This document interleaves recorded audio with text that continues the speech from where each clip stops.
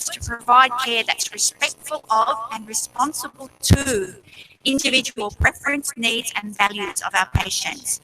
That curricula reflect that a partnership between patients and consumers, family and carers, women and their midwife and their healthcare provider is central to optimal patient care. Curricula should be driven by information, and that means that we should be enhancing knowledge and evidence to ensure safety and quality. So we need to look at our curricula as nurse educators to absolutely ensure they're based on evidence. We should rely on data and the best available evidence in all material presented. So every single time a new subject is presented, it should have been reviewed to ensure that it's providing the most up-to-date best practice.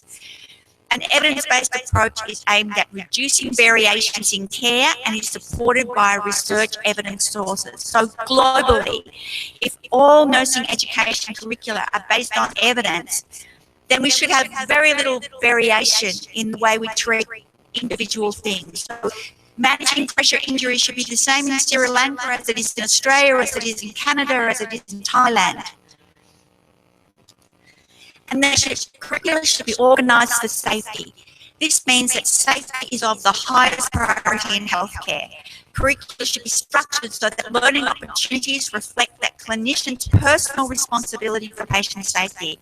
So each and every one of us in this room today have a personal responsibility to ensure patients remain safe. And so that means all those things I've just said before need to be entrenched in the way and your culture of care. Along with this is a recognition that systems approach to quality care is paramount. And I talked about that this morning. The system needs to support quality care. We should not be sweeping mistakes under the table so nobody knows. We should be bringing them out into the open and understanding why they occurred and so that they don't occur again. Students need to understand that organisational structures, work processes and funding need to recognise and reward those who take responsibility for safety. So it's not always easy to take responsibility, to say, as Dr. Mahini said this morning, that sometimes we need to say this physician is actually not safe, and that's really hard. It would be very hard here in Sri Lanka, I'm sure, but it's a personal responsibility. I finished right on time. Any questions? We're going to have another question and answer, I think, right at the end. So think about your questions now, maybe jot them down, and we'll talk at the end. Thank you.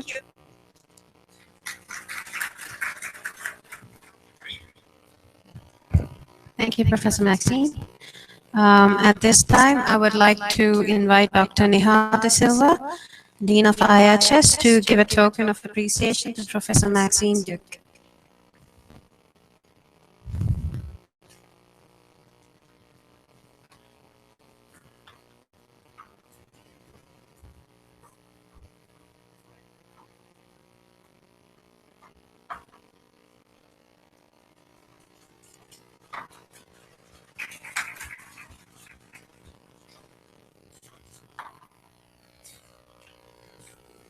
Thank you very much.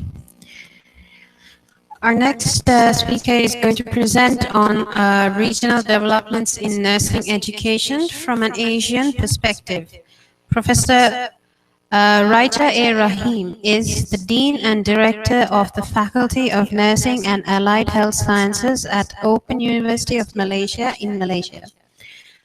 She has expertise in nursing education, practice, and research. Currently, she is reading for her PhD in education. Her research interests are in nursing education and pediatric nursing.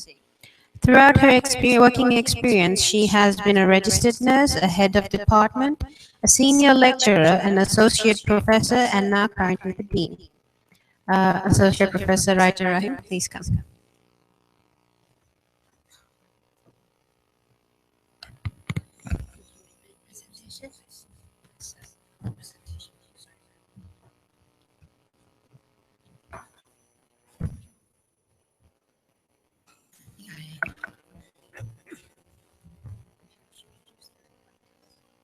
Next one.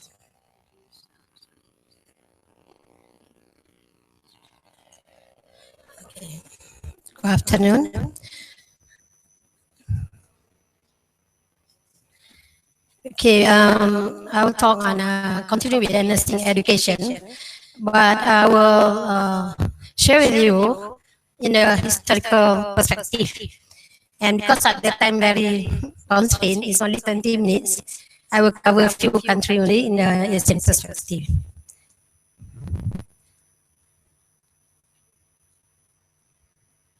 Okay, for this presentation, I will talk about what is nursing education actually, and what are the challenges which has been highlighted before in the healthcare system, and what are the challenges in the nursing education. And I choose a few countries, which is Hong Kong and Singapore, because at the time it's very limited. I would like to talk more on Indonesia, Thailand, or any country, but it's a take a long time to do it, because if I share the Indonesian perspective, it's very much different from us, and a lot of differences from other countries. Because I used to be the consultant for a few colleges in Indonesia, they have different systems. And also, I would like to share with how is nursing development in Malaysia, and particularly in the nursing program offered by Open University in Malaysia. Actually, nursing education, why we have to, the purpose of offering nursing program is we want to prepare students to be knowledgeable and skillful professional practitioners. These are highlighted from the previous speaker. She talked a lot on the components in the nursing education, which is borne by the Code of Ethics, this we discussed this morning, and standards of operation. Nursing education programs we offer at the basic, which is produce diploma nurses, which to produce safe and skillful and good attitude. And specialized area, you've got your post-basic courses, and also advanced levels, which is that something like master's program or PhD. So these all the programs need to be transformed to meet the new demands. Yeah? What are the challenges in the healthcare system? Has been highlighted before, because the increased number of aged population. You know that baby boomers now they are at the retiring age. Maybe in my age, a few of us at this stage. So, and the chronic diseases, along with the concentrate from emerging infectious diseases. In Malaysia, there's tuberculosis coming up again, and a lot of these infectious diseases is start coming in the system. Expansion of the healthcare sector. Many people open a new hospital. Know that if you come to Malaysia or maybe other countries, so they have all the private hospital. New hospitals coming up, and high number of patients with multiple conditions, and growing demand for qualified healthcare professionals. What happened to the healthcare professionals? In Malaysia, for instance, more nurses who have the good experience and have the specialized train, the post-basic specific skills, they are migrated to other country. And therefore, we need this type of people, as well as non-professional support personnel. What are the challenges and opportunities to nursing education? Explosion of information and healthcare technologies. You know, we have to be consistent with whatever practice in the hospital. If the curriculum are far behind with what happened in the hospital, is make the curriculum not relevant anymore. When you talk about temperature taking, when you use shake the thermometer, when you go to the clinic, they use the digital thermometer, for instance. There's no changes. Or taking BP, blood pressure. When you go to when you're at the school, you use the you use the what you call it, you pump. You use the old method, and go to the clinical, they use a dynamic, that means that they use a digital whatsoever. So we have to be consistent. That's what the theory and practice should be together, and that's to educate our nurses to the current scenario. Globalization of healthcare, global nursing shortage, which has been highlighted before. But in Malaysia, we have numbers of nurses, but the shortage is not the nurses, except it's a specialized area. Everybody was pinching out the nurses because when they had the experience, they go to the private or they went to the Middle East. So we have less nurses with experience. That's why I said that global nursing shortage, migration of nurses also, and complexity of needs of clients with diverse cultural and socioeconomic backgrounds. So that's why this one has to be inculcated in the curriculum. The diverse cultural, I mean, you have to put in the transcultural component in the curriculum as well, because we have the foreign patients. So they must be sensitive with this whatever practice, yeah? And a demand for safe and high quality practice. So when you produce a nurse, should be safe nurse and high quality. How do you know this high quality? That's why we must have some system who check on this quality practice. Effective use of the resources. And here I highlight how is Hong Kong nursing education. They are very advanced actually. The formal nursing training in Hong Kong started in 1893. The nursing students work and learn full-time under one, and they attend the lectures at regular intervals. I think it's similar like in Malaysia, I don't know, in Australia, but when they study, they also work. At that time, they were paid for this. So the nursing board of Hong Kong was established in 1958. Now they call as a nursing council. So the nursing in Hong Kong moving away from the British model in 1980s. Now they are more internationalized because they follow the model from the North America and Australia. So now they are moving. They have more advanced practice nurses. The first nursing degree program in University of Hong Kong is in 1990. And 8 nursing schools offer higher diploma, bachelor degree, and master's program in 2011. Most of the universities offers 5 years full-time for bachelor's degree and 3 years full-time for master's degree. They, even though they are open University Hong Kong, but they call it as full-time for 5 years for you to get the master's degree for the bachelor. First batch of nurse specialists were appointed in 1990 in Hong Kong. But unfortunately, in Malaysia, we don't have the nurse specialists. Those days we have, but it was not recognized. So now the government, if you want to be a nurse specialist, you must have masters. That only you'll be appointed as a nurse specialist. And they also have the advanced practice nurses in Hong Kong. How about in Singapore? Singapore is a dynamic city with fast-growing economic hub in a global financial stage. All the RNs are trained in 2 polytechnics. They have the diploma level. They train in 2 polytechnics, which is a Nanyang and Ngee Ann Polytechnic. Pre-registration degree started in National University Singapore. It's a 3-year program. The good thing about NUS, they have National University Hospital.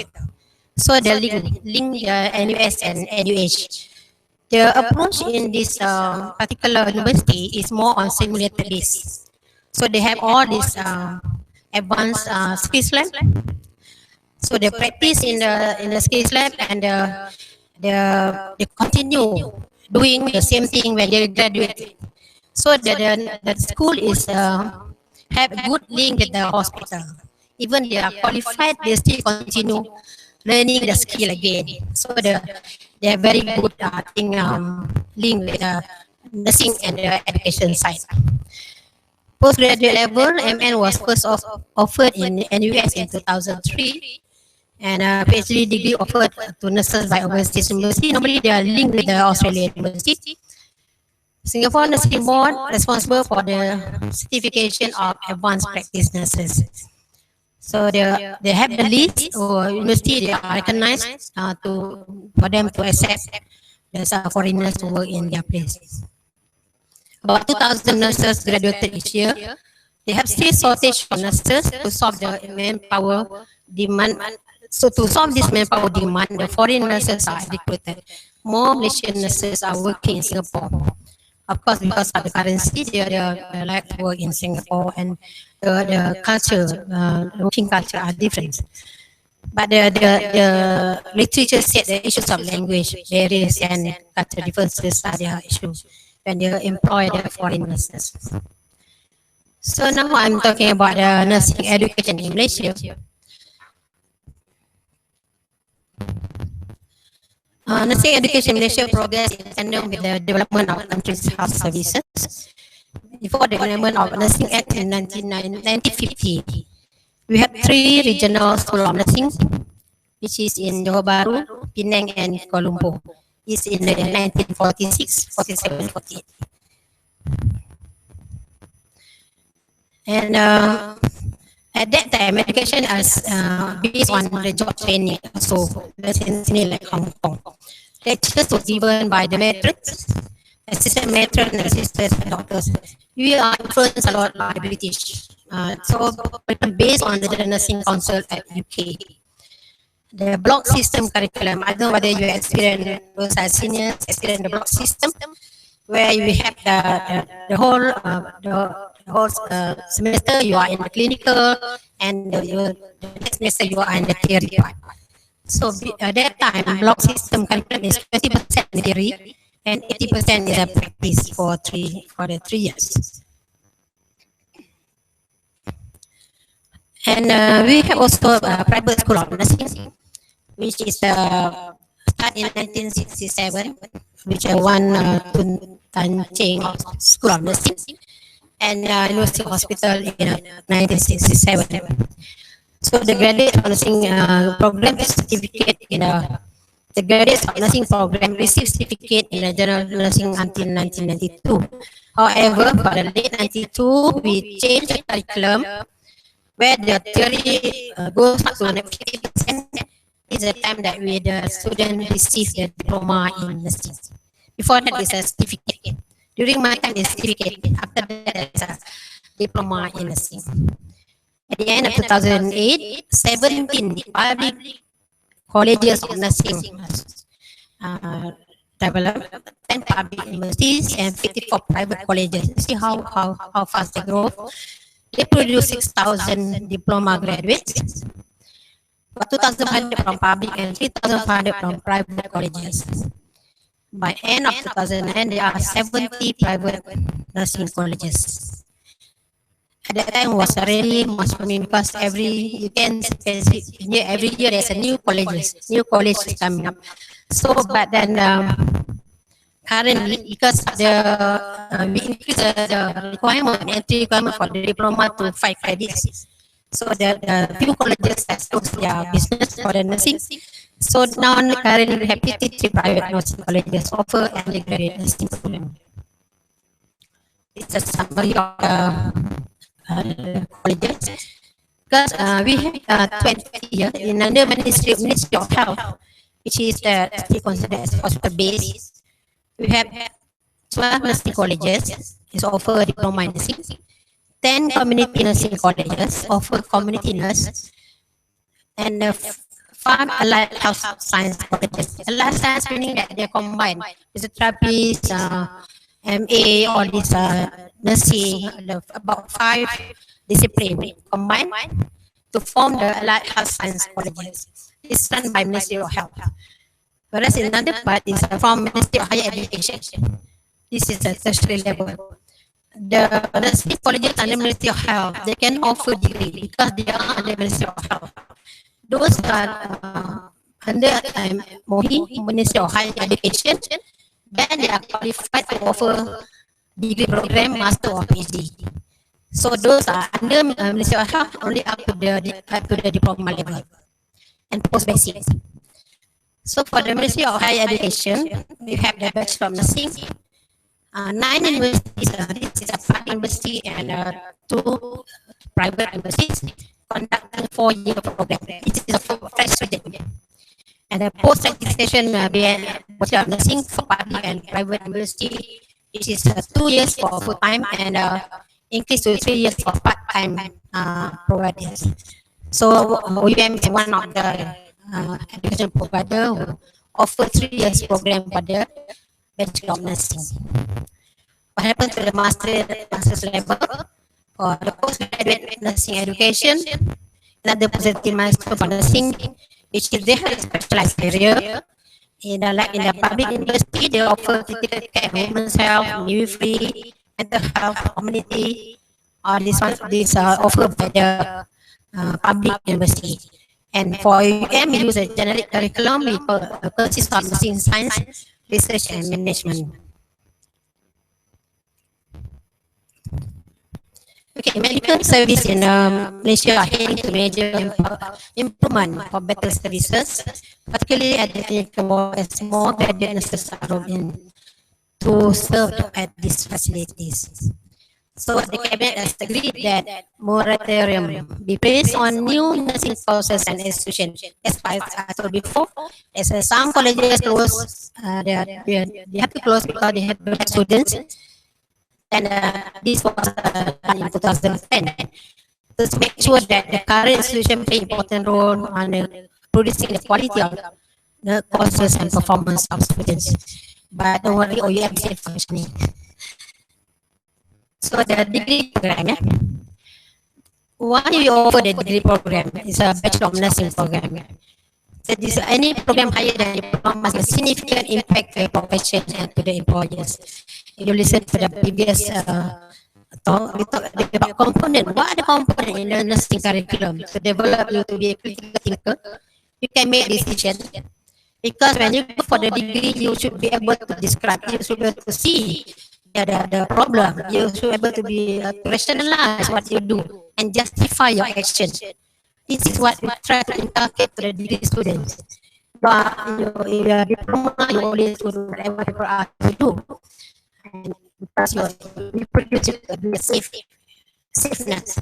But for degree, you want you to be above that. You want to be you want you to really see the problem in the patient and you identify.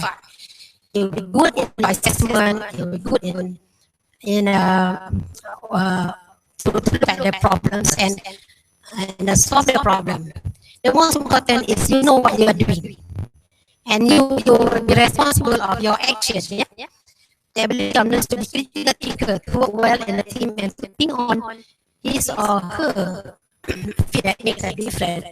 A degree nurse is expected to serve in all private areas of patient care which require collaborative and independent decision making. And clinical practice focusing on specific area are needed to enhance nurses' competency and clinical skill. Indonesia is about this was the parliament, which is 10% of the total number of the nurses. Indonesia should have degree, but until now we only achieve about 1,000. For your information, in Malaysia we have 126,000 nurses registered with nursing board. For master degree in nursing, or NOCI encouraged to establish master program, especially in the clinical process research, education, and management.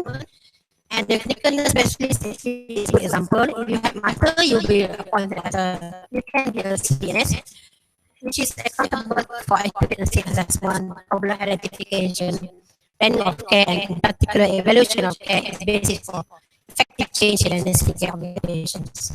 Approximately about 800 Malaysian nurses are having the master's degree. How about the doctor of nursing? This is the program that we're going to sell.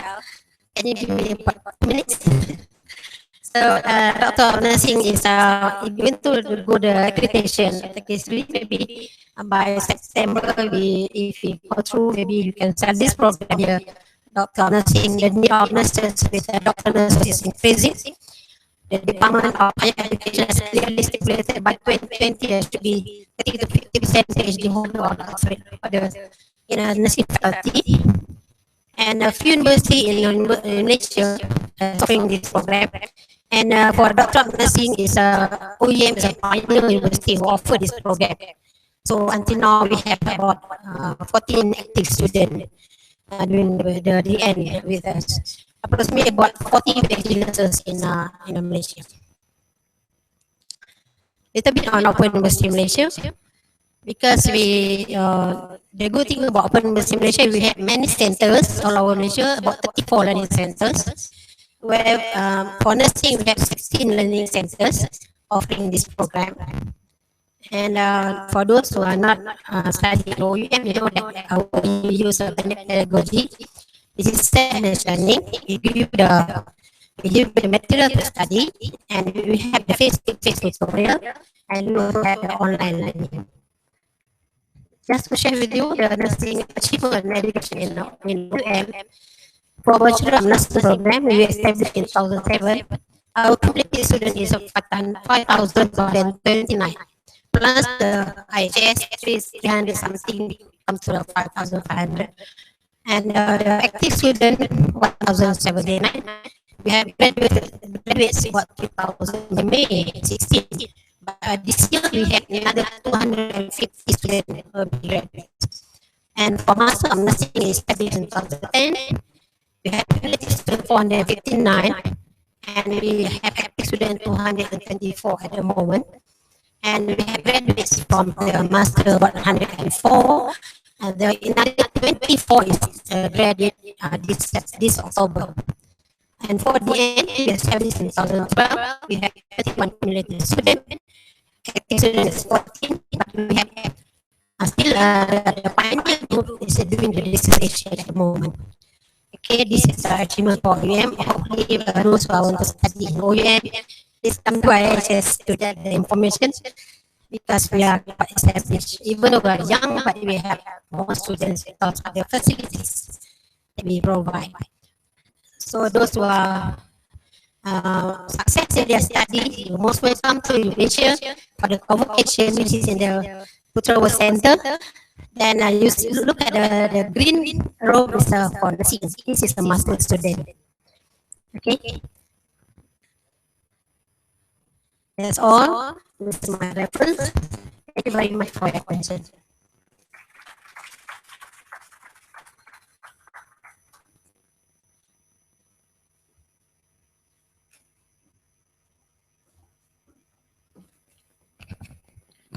Thank you, Professor Raja.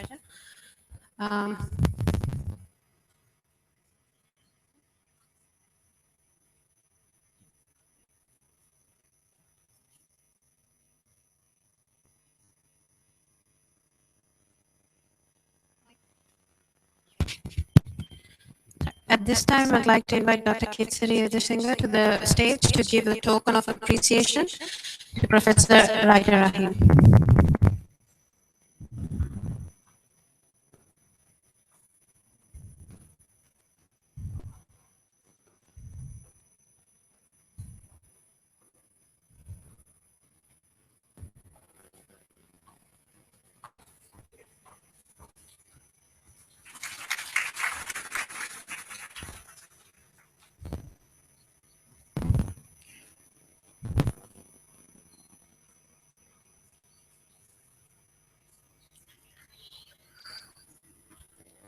At this time, I would invite everyone to watch a video on Deakin University.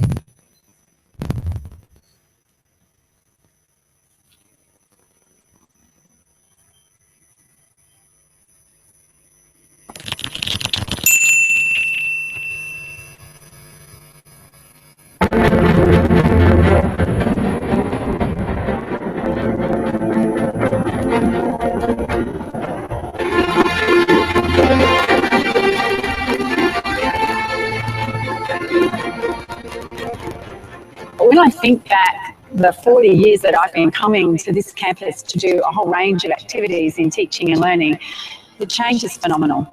It's just amazing that it's been transformed from quite an industrial, old world teachers' college and learning spaces to this really vibrant university.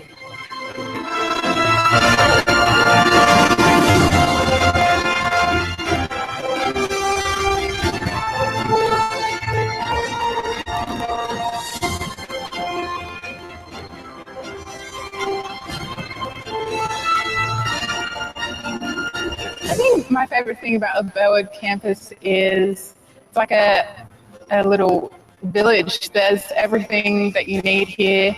You've got the library, you've got cafes, you've got your classes, and it's all very accessible and very new and modern and very fancy.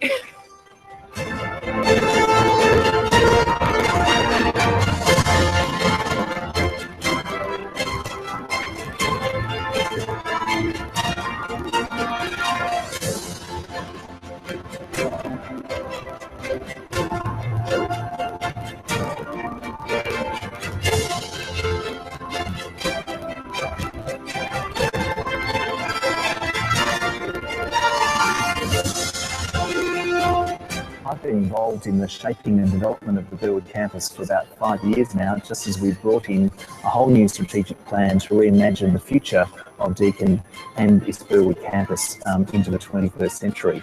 So over that 5-year period, we have done some amazing transformation with the beautiful, rich buildings that we've had, but to renew them in a way that's going to really meet our needs in the future.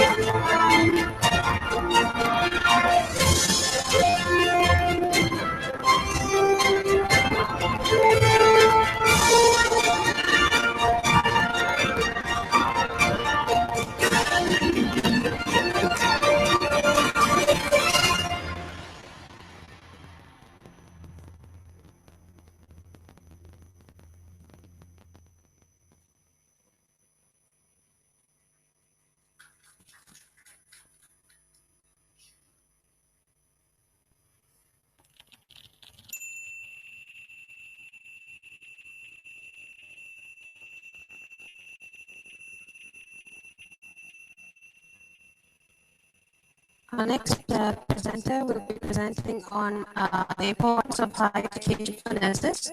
Ms. Ashoka Vinayak is the principal of the Post-Basic College of Nursing in Colombo. Her academic qualifications include a diploma, bachelor's and master's, and currently reading for her PhD. And her working experience consists of being a staff nurse as well as a tutor, and currently moving up to a principal. So at this time, I'd like to invite Ms. Ashoka to give a presentation.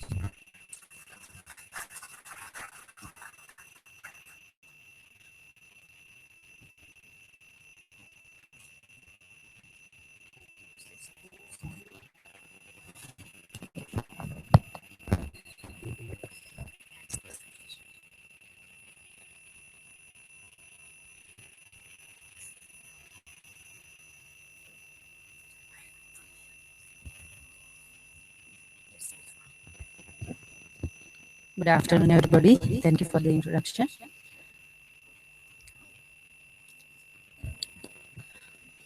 Since morning, you have already engaged with quality and nursing services and education, educational presentations, and now I think you have already listened to the world education system especially from the Australian perspective as well as Asian perspective. Now, shall we move to Sri Lankan perspective? Uh, Education is the most powerful weapon which you can use to change the world. Not necessary to introduce Nelson Mandela. Actually, everybody knows well-famous person, well-famous politician, and he developed his country with this tool. I think as current Sri Lankan nurses, we also think how to change our system by following higher educational opportunities for us. I think that's the way to change. Nursing higher education in world setup is going back to 90s or more than 90s. And you can see from this slide, early 90s, the developed countries have already started postgraduate education for nurses.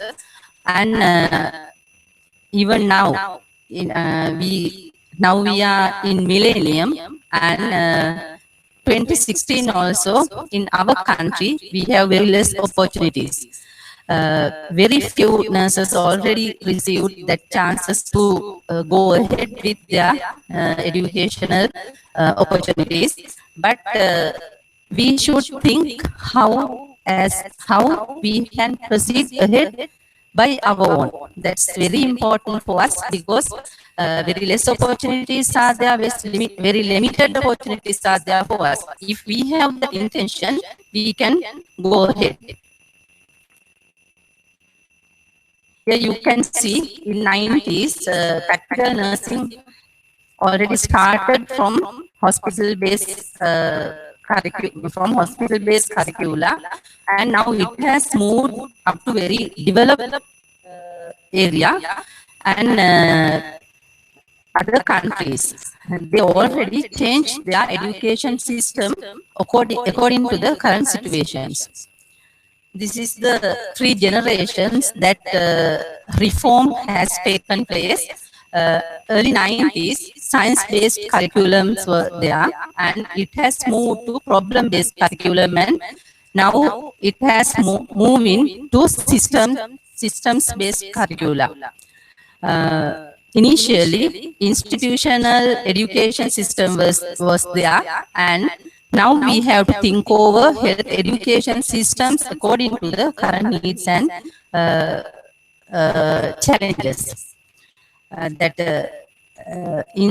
Instructional curriculum changed to scientific curriculum, and that was not very much effective for nursing education.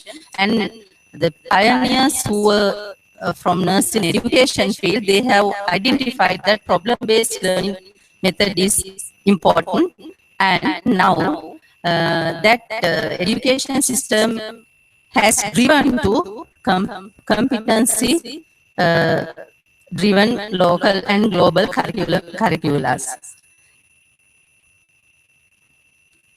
WHO in 2009, they have introduced global standards for nursing, and a more highly educated nursing workforce not only improves patient safety and quality of care, but saves life.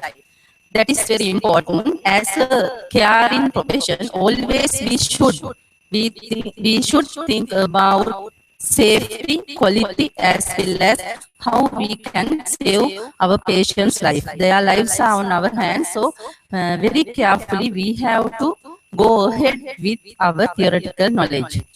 The future of nursing education lies in good preparation at the professional, especially first degree level. As you listen to many lectures, many presentations, you came to know the situation in other countries. We have started our formal nursing education in early 90s, and even now we are stepping up very slowly. So, world has become a global village, and each and every systems are going together with these global needs. Even other countries also trying to move towards. Sri Lanka is very slowly facing with this global trends. But as nurses, we should think how we can develop by ourselves. If we consider about how to prepare for that global needs, building alliances and communicating ideas and best practices are very important. As you came to know now, from Malaysian Open University, you have many opportunities to have your degrees from there, and just a few hours ago you came to know, according to Dr. Kitsuke Singh, he has already mentioned now our healthcare system is also try to follow some perspectives from Australian system. As nurses, we should think how we have to adhere with those systems. This is the way that we can develop new models to cater for global health demands. Collaboration between schools of nursing is very essential. As we know, we have public nursing schools as well as private nursing schools, and we can move and we can exchange our ideas with international schools also. That is very important. And next, we can conduct collaborative research projects to exchange ideas and generate new concepts. That is also very important. Even very small scale research will contribute to our system very effectively. So we should think about these concepts, and faculty and students exchanges also very important to develop. To achieve global targets, transformational education is very important. In here you can see partnerships, nurse residence programs and lifelong learning programs are there. And by ourselves, we can go ahead with lifelong learning methods. That is very important because nobody will guide us to ask for our education. Few people will do that, but as nurses, as people who are caring for people, we have to think how we can develop ourselves, how we can develop educational systems in our country. And especially on the job learning sessions are very limited in our country.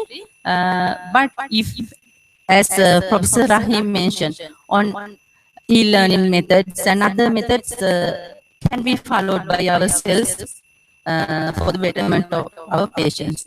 And especially keep pace with new technology is very important. I think all the speakers from today morning, they have mentioned about new technologies. As Sri Lankan nurses, we should move with these new technologies. Otherwise, we will remain same place for long time. This is the way we can think and we can develop, attract quality talents into nursing to be followed by ourselves, especially nursing education and positive image of nursing profession is interrelated. So we have to develop our education, then automatically professional image will go up. So we have to think about higher education because if well-educated nurse is there, her behavior will automatically change according to the situation. So if we behave in proper way as professionals, in professional way, automatically our professional image will goes up. Initially, we have followed very primitive educational systems in nursing education. Now we have to pace with new pedagogies, especially interactive student-centered pedagogy should be followed by our system also. Classroom teaching should be changed to new methods and skill simulation labs, teaching methods, clinical teaching side should be changed, as well as interprofessional education is also a very important aspect to develop, and simulation learning, problem-based learning, self-directed learning, e-learning, case studies, and reflective practice. Those are very important to develop. When preparing our curriculums, initially we should think about our communities, our population, and we should do need analysis, and according to the demand, we should provide our care. Especially when it comes to nursing education, health system as well as education system or medical educational system is very important, especially if we cater for the patient in a global scenario. We have to think how we have to develop our curricula. Especially demand for health workers and health workforce is very important. According to that demand, we have to follow our educational systems. Especially, we should develop our curricula according to these demands. If we consider about future nursing education, as everybody mentioned from the morning, the millennium has become the metaphor for the extraordinary challenges and opportunities available to the nursing profession and to those academic institutions responsible for preparing the next generation for nurses, generation of nurses. So, nursing education methods should be changed, as I mentioned earlier. It's not so much what is taught into the student, but what is planned that really counts. Even now, as a tutor, as a principal from government sector, I have to express my views about our education system. Even now, we are paying attention towards more traditional methods. Rapidly, we have changed this method, like here. Initially, in traditional classroom, teacher starts with, this is the lecture today, and she or he will deliver the lecture. Students will follow what she or he says. But we have to transform this system into flipped classroom systems, especially instead of delivering a lecture, we have to conduct activities properly. Students should be active students in our classrooms. Instead of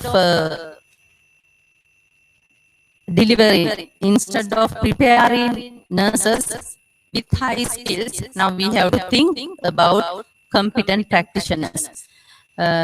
Instead of skills, we have to think how they are competent, how can they perform their activities in competent way. Especially, we have to think about these special roles. They should be very critical thinkers, they should be very effective coordinators, they should be very effective leaders, and they should be active researchers and exemplary role models, and they should be very good advocates, and effective communication also very much essential to work as an competent practitioner. We have to think about interprofessional education also. Always we have to face with medical education system. To face with this education system, we have to think about teamwork and ethical practice, learning and reflection, and patient family community focus nursing delivery care system should be there, and we have to think about communication, and especially we have to work towards these systems. If we expand our education capacity, automatically we can increase our number of graduates.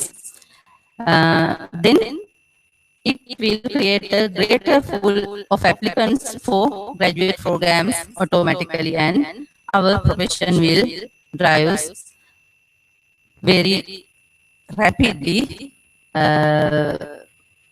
as very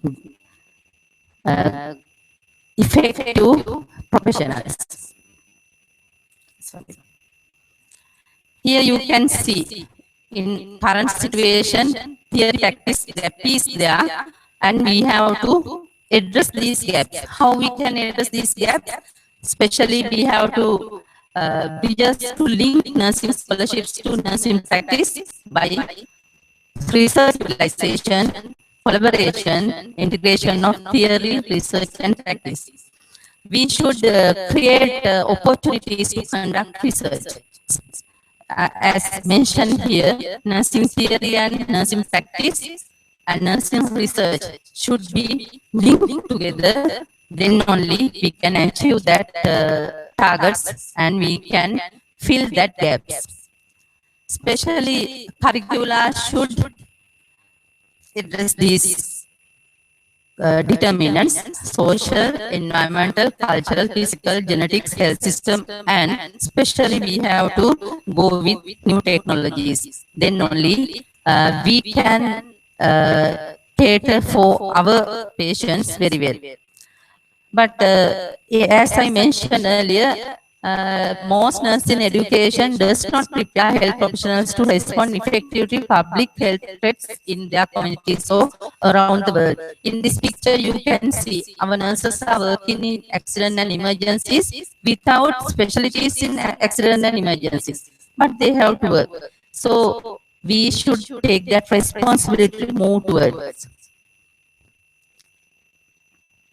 As we mentioned, I mentioned earlier, even now we produce diploma holders from 17 schools of nursing and 4 conventional universities already producing graduates and producing diplomas for specialties from one and only post basic college. This is the situation in Sri Lanka. These figures are actually some little bit may be different by 2-3 figures. In current situation, we have 7,915 diploma diploma students in our schools, and altogether around 2,800 undergraduates also there. Nurses who graduated with BSc, around 750, but in our current health system, we have 31,854 nursing officers, and in future, these 7,915 student nurses will become staff nurses, and altogether around 40,000.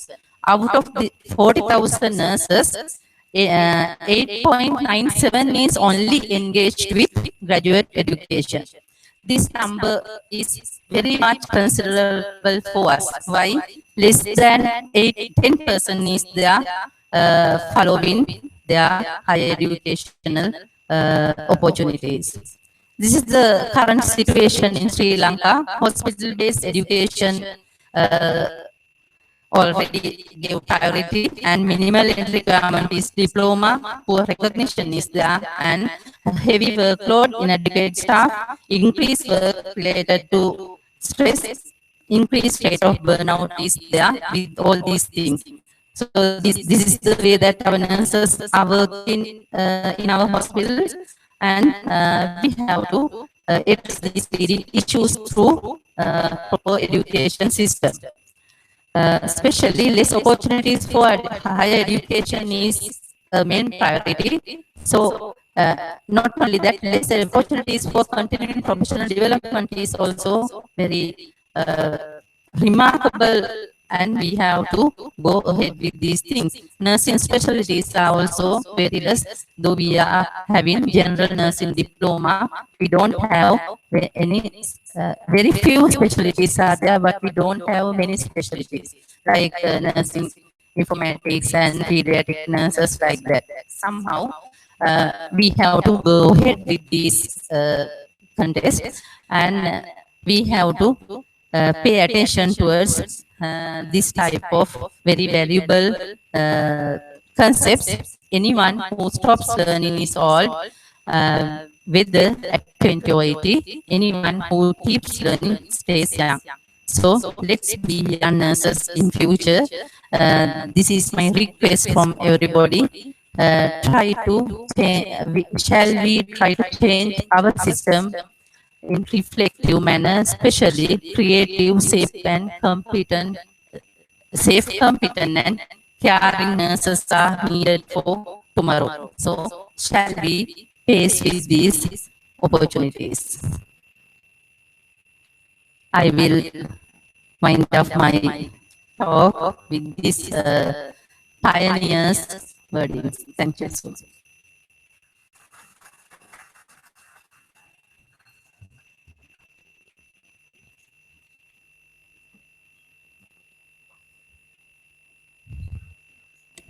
Thank you, Mr. Chopra.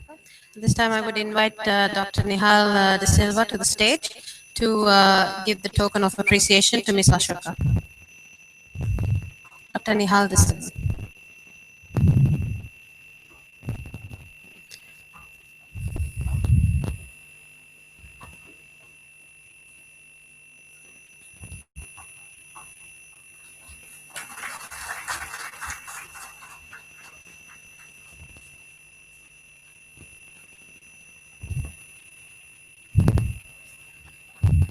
At this time, we will take a break for tea. Please be back in your seats in 15 minutes. At 3:15. Thank you.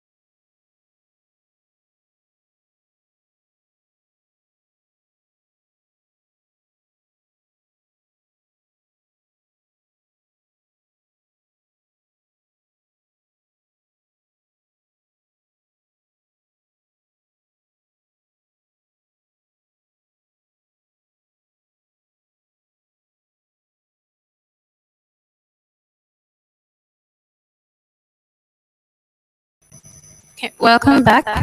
And as we continue our final session, I would like to play a video for you.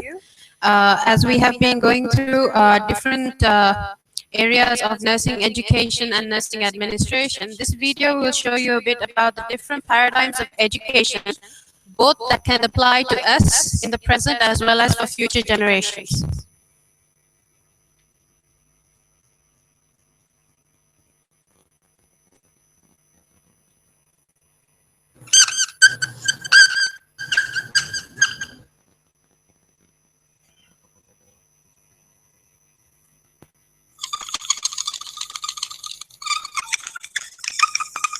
Every country on earth at the moment is reforming public education. There are two reasons for it. The first of them is economic. People are trying to work out, how do we educate our children to take their place in the economies of the 21st century? How do we do that? Given that we can't anticipate what the economy will look like at the end of next week. as the recent turmoil is demonstrating. How do we do that? The second, though, is cultural. Every country on earth is trying to figure out how do we educate our children so they have a sense of cultural identity and so that we can pass on the cultural genes of our communities while being part of the process of globalization. How do we square that circle?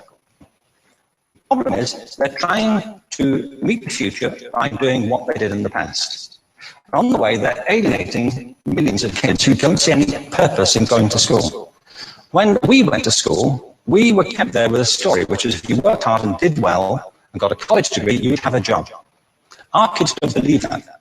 And they're right not to, by the way. You're better having a degree than not, but it's not a guarantee anymore. And particularly not if the route to it marginalizes most of the things that you think are important about yourself. And some people say we have to raise standards if this is a breakthrough. You know, really, yes, we should. Why would you lower them? You know, I haven't come across an argument that persuades me of lowering them. But raising them, of course we should raise them. The problem is that the current system of education was designed and conceived and structured for a different age. It was conceived in the intellectual culture of the Enlightenment and in the economic circumstances of the Industrial Revolution. Before the middle of the 19th century, there were no systems of public education. Not really. I mean, you could get educated by Jesuits, you know, if you had the money. But public education, paid for from taxation, compulsory to everybody and free at the point of delivery, that was a revolutionary idea. And many people objected to it. They said it's not possible for many street kids, working class children to benefit from public education. They're incapable of learning to read and write, and why are we spending time on this? So there's also built into it a whole series of assumptions about social structure and capacity. It was driven by an economic imperative of the time, but running right through it was an intellectual model of the mind, which was essentially the Enlightenment view of intelligence. But real intelligence consists in the capacity for a certain type of deductive reasoning and a knowledge of the classics originally, what we come to think of as academic ability. And this is deep in the gene pool of public education. There are really two types of people, academic and non-academic, smart people and non-smart people. And the consequence of that is that many brilliant people think they're not, because they've been judged against this particular view of the mind. So we have twin pillars, economic and intellectual.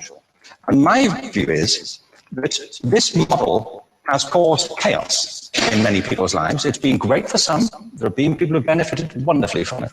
But most people have not. Instead, they suffer this. This is the modern epidemic, and it's as misplaced and it's as fictitious. This is the plague of ADHD. Now, this is a map of the incidence of ADHD in America, or prescriptions for ADHD. Don't mistake me here. I don't mean to say there is no such thing as attention deficit disorder. I'm not qualified to say if there is such a thing. I know that a great majority of psychologists and pediatricians think there is such a thing. But it's still a matter of debate. What I do know for a fact is it's not an epidemic. These kids are being medicated as routinely as we had our tonsils taken out. And on the same whimsical basis, and for the same reason, medical fashion. Our children are living in the most intensely stimulating period in the history of the earth. They're being besieged with information and course their attention from every platform, computers, from iPhones, from advertising holdings, from hundreds of television channels. And we're penalizing them now for getting distracted. From what? You know, boring stuff at school, for the most part. It seems to me it's not a coincidence totally that the incidence of ADHD has risen in parallel with the growth of standardized testing. Now, these kids are being given Ritalin and Adderall and all manner of things, often quite dangerous drugs, to get them focused and calm them down. But according to this, attention deficit disorder increases as you travel east across the country. People start losing interest in Oklahoma.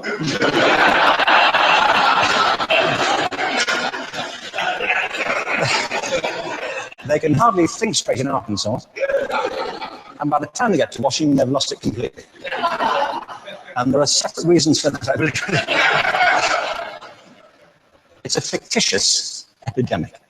If you think of it, the arts, and I don't say this exclusively as the arts, I think it's also true of science and of maths, but I say about the arts particularly because they are the victims of this mentality currently, particularly. The arts especially address the idea of aesthetic experience. An aesthetic experience is one in which your senses are operating at their peak, when you're present in the current moment, when you're resonating with the excitement of this thing that you're experiencing, when you are fully alive. An anesthetic is when you shut your senses off and deaden yourself to what's happening. And a lot of these drugs are that. We're getting our children through education by anesthetizing them. And I think we should be doing the exact opposite. We shouldn't be putting them asleep. We should be waking them up to what they have inside of themselves. But the model we have is this. I believe we have a system of education that is modeled on the interests of industrialism and in the image of it. I'll give you a couple of examples. Schools are still pretty much organized on factory lines, so ringing bells, separate facilities, specialized into separate subjects. We still educate children by batches. We put them through the system by age group. Why do we do that? Why is there this assumption that the most important thing kids have in common is how old they are? It's like the most important thing about them is their date of manufacture. Well, I know kids who are much better than other kids at the same age in different disciplines, or at different times of the day, or better in smaller groups than in large groups, or sometimes they want to be on their own. If you're interested in the model of learning, you don't start from this production line mentality. It's essentially about conformity, and increasingly it's about that as you look at the growth of standardized testing and standardized curricula. And it's about standardization. I believe we've got to go in the exact opposite direction. That's what I mean about changing the paradigm. There was a great study done recently of divergent thinking, published a couple of years ago. Divergent thinking isn't the same thing as creativity. I define creativity as the process of having original ideas that have value. Divergent thinking isn't a synonym, but it's an essential capacity for creativity. It's the ability to see lots of possible answers to a question, lots of possible ways of interpreting a question, to think what Edward de Bono would probably call laterally, to think not just in linear or convergent ways, to see multiple answers, not one. So, there are tests for this. One kind of cod example would be people might be asked to say, how many uses can you think of for a paperclip? One of those routine questions. Most people might come up with 10 or 15. People who are good at this might come up with 200. And they do that by saying, well, could the paperclip be 200 foot tall and be made out of foam rubber? Does it have to be a paperclip as we know it, James? Now, they tested this, and they gave them to 1,500 people. It was in a book called Breakpoint and Beyond. And on the protocol of the test, if you scored above a certain level, you'd be considered to be a genius at divergent thinking. Okay? So my question to you is, what percentage of the people tested, of the 1,500, scored at genius level for divergent thinking? Now, you need to know one more thing about them. These were kindergarten children.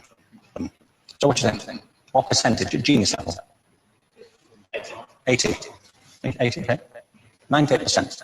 Now, the thing about this was it was a longitudinal study. So they retested the same children 5 years later, ages 8 to 10. What do you think? 50? They retested them again 5 years later, ages 13 to 15. You can see a trend here, can't you?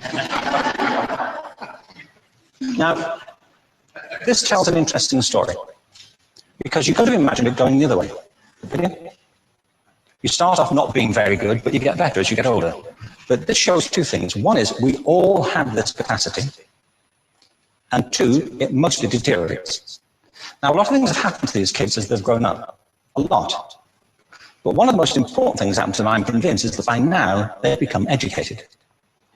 They've spent 10 years at school being told there's one answer, it's at the back. And don't look. And don't copy, because that's cheating. Outside schools, that's called collaboration. But inside schools. Now, this isn't because teachers want it this way, it's just because it happens that way. It's because it's in the gene pool of education. We have to think differently about human capacity We have to get over this old conception of academic, non-academic, abstract, theoretical, vocational, and see it for what it is, a myth. Second, we have to recognize that most great learning happens in groups, but collaboration is the stuff of growth. If we atomize people and separate them and judge them separately, we form a kind of disjunction between them and their natural learning environment. And thirdly, it's crucially about the culture of our institutions, the habits of the institution and the habitats that they occupy.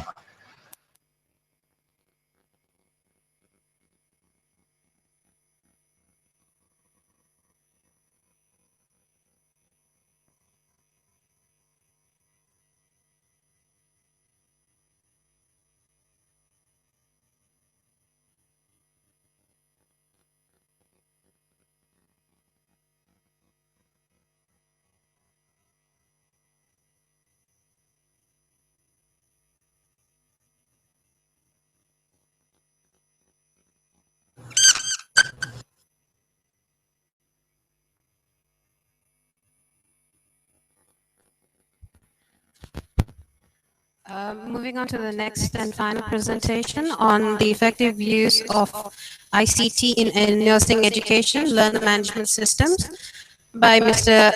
Tharindra Dushyanta. He's the head of clinical skills department and a senior lecturer at the Faculty of Nursing at International Institute of Health Sciences. Mr. Tharindra is a graduate nurse and has been involved in nursing education and information technology for over 6 years. He has expanded his capabilities in nursing education, clinical teaching, and the use of information technology for health education. His most recent research publication was on improving online delivery methods used at International Institute of Health Sciences. He is a key person involved in the implementation of the virtual learning environment at IHS, which is used to deliver online healthcare programs, which also led to the development of the current IHS learner management system, which transformed the IHS VLE into a Moodle-based learner management system. Mr. Tharindra Dushyanta introduced the use of an online clinical assessment in Sri Lankan health education with SUNY Canton University, New York, which allowed IHS students to be assessed by USA healthcare professionals. Currently, he is engaged in developing methodologies to deliver and assess nursing clinical competencies using distance learning methods to make both local and international students engaged in nursing education. Mr. Tharindra Dushyanta, please come.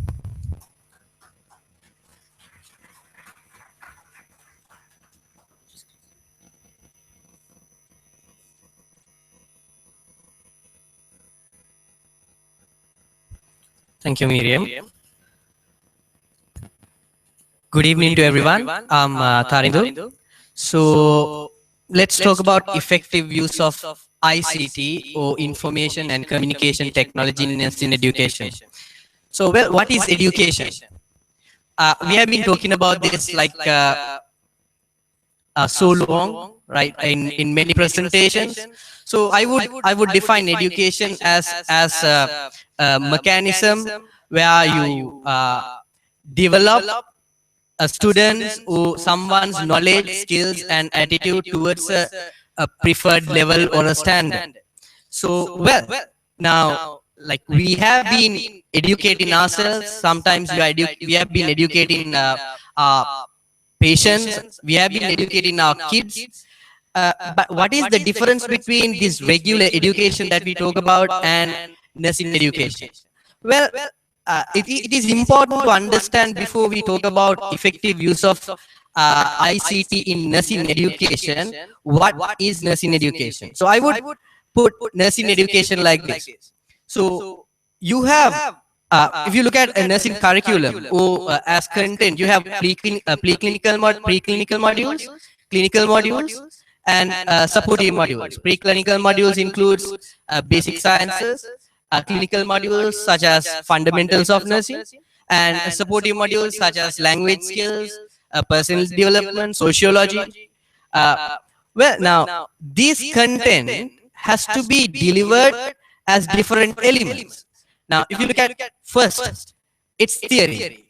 some of the content that I discussed will be delivered as theoretical modules, and some of them will be delivered as practicums, like simulations, and the rest, whatever the student has studied theoretically and practically during simulations will be used at a clinical placement. Now, all these elements should get assessed in respective manners. And the most important thing which makes nursing different from any other type of education is holistic approach. Now, if you look at medical education, doctors and nurses, so where, like, when it comes to nursing education, how we look at clients, how we supposed to look at clients is quite different from many other fields. We have been talking about this like holistic approach. So we're supposed to look at our clients' problems from many perspectives, such as physically, psychologically, emotionally, spiritually. Now, whatever we deliver as the program to develop the educational level of the student should address this holistic approach throughout the program. So, well, knowing that, let's see what is the use of ICT. Well, ICT is not a new thing for us. Now, like that's true. We have been learning during our O levels, A levels, with a blackboard and a chalk, a piece of chalk, or a whiteboard and a marker. But like, it's not a very uncommon thing to see that people are using multimedia content for educational purposes, such as PowerPoint presentations, video clips. It's not uncommon. And retrieving information, like if you look at Google, as Dr. Kitsiri said, Google is the best friend. If you have a question, you just Google it. So retrieving information, and again, like communication with people. So, like, it's not that difficult for us to communicate with our lecturer now. It's just sending a message or an email. So that's easy. If you look at most importantly, use of LMS or learner management system. So, well, what is a learner management system? LMS or learner management system is a platform or an application which you use to deliver a program, assess program, do the administration of programs, keep a record of the students, right, and tracking changes, trends, and records of the students. So this platform you call a learner management system. So basically that can be online or locally hosted, or an application where basically it promotes learning. So there are plenty of popular learner management systems, which includes Blackboard, which is a commercial learner management system, Brightspace, commercial learner management system, Canvas, commercial learner management system, and Moodle, which is an open source system where, like, it's free. So where basically, like, anybody who knows IT, or like who can handle IT, can implement a learner management system with required technical assistance. So, well, now let's see why ICT. Now we have been training so much of nurses, as Miss Ashoka said, like we have about more than 37,000 nurses here in Sri Lanka who has got graduated. Like, why do we talk about ICT? Why do we need ICT? Isn't it good what we are doing right now? Well, why we should talk about ICT to make nursing education more effective? Just because, like, I would say, if you have watched the previous video clip on paradigm shift, right? And if you have heard of Harvard Gardner's learning styles, where, like, we know practically, I have had days, I have had modules in my nursing course where, like, I did not understand anything until I start studying for the exam, or until I do my exam. There have been certain days which I could not understand anything what my lecturer said. That is maybe not because the lecturer is bad, or not because the student is not good enough. that because we do have different learning styles. Now, sometimes, like practically, you know that there are people who can understand things better when they look at words or hear things. There can be certain people who remember things better when they see things, like video clips, or can be things someone else is doing. There can be people like who's doing well after trying things that they have learned. Until then, they they doubt themselves. So that's called learning style. Each person is unique. Each person has an own learning style, where for any student, traditional learning methods or teaching techniques may not help the same way.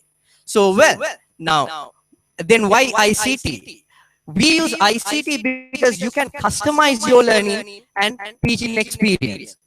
Or you can address different types of learners, such as people learn with words, people learn with visuals, or like any other techniques such as activities. So with learner management systems, you can cover all these categories and deliver programs.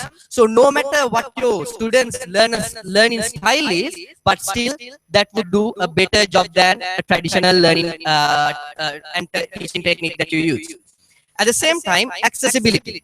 If you look at my, if I ask you how many of you have smartphones, everyone has got a smartphone now. What do we do with these smartphones? Now, these learner management systems, most of the learner management systems are mobile friendly. So basically, if you feel like not listening to my boring topic now and study something, and if you have a learner management system, you can use your phone and log into your profile, and you can start studying. So where basically learner management systems, or LMS, would bring different resources such as professionals and different students from different locations from the world together. Basically, my students can be from Jaffna, can be from down south, they are everywhere. And I find the best lecturer who should deliver today's topic is an Australian lecturer or a Malaysian lecturer. So if I decide still, just because they are far away, just to conduct the class by myself, I don't think we are doing fair for the student. So if I ask all my students to come to the class, as every lecturer expect when it comes to traditional learning methodologies, so I don't think that's fair. So what if student can do it from home? So basically, lecturer would set up the page online. Students log in from their own homes, and a lecturer provide guidelines what they're supposed to do during the day, and the lecturer would log in from a different location to just do the class. So that's called accessibility. So LMS allows accessibility, where in future students no longer required to be at the same room listening to the same lecture at the same time. Because I'm good at studying at night, not in the early morning. Some people at early morning, so that's different. And it's interactive. What we do, we just do a presentation and we just discuss whatever the content to be discussed, and then we just think students supposed to go and refer and answer questions. But when it comes to LMS, they are interactive. You just give content, students supposed to refer them, and you just ask few questions on LMS itself, student answer. So student would get a review whether their answers are correct or wrong. If they are wrong, they can go back and refer the materials. And self-motivated. So when students see their marks are continuously low, students tend to try harder than just waiting until the due date to publish results of the exam. And ability to interpret and anticipate. Now, with these LMS or learner management systems, it keeps very comprehensive records. You can basically see how occupied your students are with your learning materials, how effective your learning materials are. At the same time, like, you can identify students who are going to drop out and who needs more assistance or support. And it's affordable. It's like, you don't want to print any more papers, and more suitable for young generation. Like, every if you look at young kids, like, they hold the phone all the time, they log into Facebook, they play Candy Crush. So, like, that's young generation. They are more attracted to technical stuff. So it's more appropriate for younger generation. And if you look at current practices, now currently use of LMS in health education is not very uncommon. Maybe in Sri Lanka, but in other countries they do use learner management systems. So they share resources. They deliver programs, maybe fully online, maybe hybrid or as virtual classrooms, basically, like, like Skype sessions, online examinations, online assignment submissions. Well, but the problem is it enough? Are we using these technologies to the maximum potential? So how to use ICT effectively? So I'll be talking about Mayer's 12 instructional design principles, Hardin's and Kobe's 12 roles of medical teachers, Garnier's 9 events, Miller's prism, and Bloom's taxonomy. So this is what we're supposed to do as nursing educators. So, well, let's have a look at Bloom's taxonomy, which everyone knows. So, well, we know student does not reach to the top of the pyramid or creating own knowledge just in, like, few seconds or few minutes. But it's supposed to pass several steps, such as, like, students supposed to remember facts and concepts and then understand it, apply it, analyze it, evaluate it, and create it. So, well, we need to organize our materials according to these layers of the pyramid. At the same time, when we evaluate, we need to use different questions and different types of questions to make sure student has reached respective sections of the pyramid, such as, like, to make sure student remember the things that you have learned, you ask, like, define or list down, or to understand whether your student can analyze or apply the information that you have learned, you ask, like, execute, solve, use the knowledge that you have learned. So, well, Miller's prism. So Miller's prism of clinical competencies. Now, it's about 4 layers: know-how, shows, does. Well, at the very first time, we knew how to check blood pressure, but, like, like, we knew what blood pressure is, but we didn't know how to do it. So that's the first layer. And then know-how and shows and does. Now, at the same time, when you reach higher levels of this pyramid or prism, you address the attitude change, skill change, and knowledge change of the student. So basically, when you assess students using learner management systems, what you're supposed to do is you're supposed to make sure that you assess students' competencies at different levels, as continuously and as progressively. So one more important theory, Garnier's 9 events. Not very common, but like not very unpopular either. So when you arrange materials, now what we see in learner management systems mostly, you just have a presentation, week 1, presentation 1, refer that. Week 2, presentation 2, refer that. More than that, we need to arrange our learning materials accordingly, so to get maximum out of our learner management system. For an example, at a class, we would ask, hi, good morning. And today I'm going to talk about blah, blah, blah. And at the end of the lesson, you're supposed to understand objectives, right? So this can be done using learner management systems. Basically, you just put an introduction to your topic, and then you just define what your objectives are by uploading the session plan. And then you ask set of questions from the knowledge that student has gained previously to stimulate previous knowledge, and then present content material like PowerPoint video clips. So those materials has to be cover majority of learner profiles or learning styles. And then provide learner guidance. So throughout you can provide learner guidance with discussion forums, and elicit performance or practice, allow students to practice with practice questions, case studies, reflections, provide informative feedback, like one student do a quiz or examination online, or like an assignment submission, just give constructive criticism or a feedback, so student knows exactly where he or she went wrong, where like student can correct it next time, and assess if lesson objectives have been learned. So basically at the end you set a questionnaire and check whether student has gained a sufficient knowledge which is required for the topic, and enhance retention after the answer. You just set up workshops and give them group studies so students teach each other. So that is Garnier's 9 events. So well,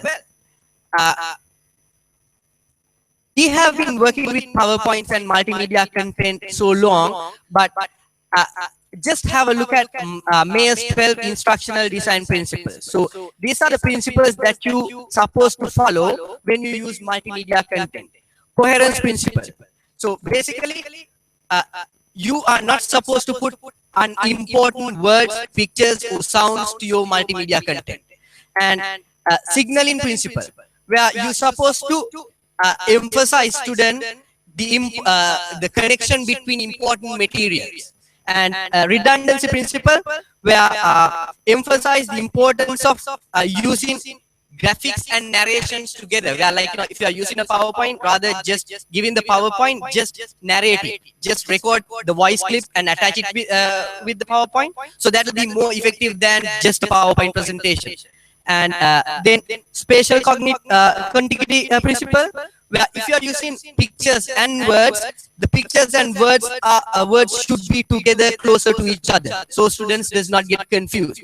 And temporal contiguity principle, where pictures and words should appear simultaneously, rather picture appears and then the words appear. So those should appear simultaneously, that will be more effective. So segmenting principle, rather just like going at a phase like this, it would be more effective if you allow students to go through this presentation at own phases, own speed.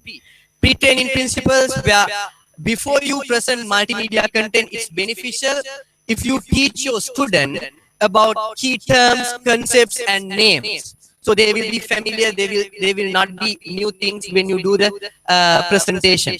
Modality principle, where modality principle is where you highlight the importance of graphics and narrations. Graphics and narrations, rather animations and screen text. Like we use graphics and narrations or voice clips, that would be more appropriate.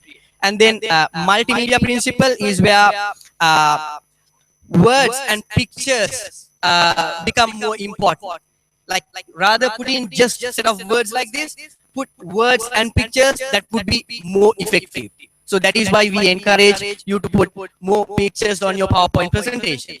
And then personalization principle, where it would be more appropriate if you present your presentation as a conversation than presenting it in a formal manner. So that will remember to your student more better. And voice principle, it would be more appropriate to use human voice on narrations than mechanical voice such as robo voices.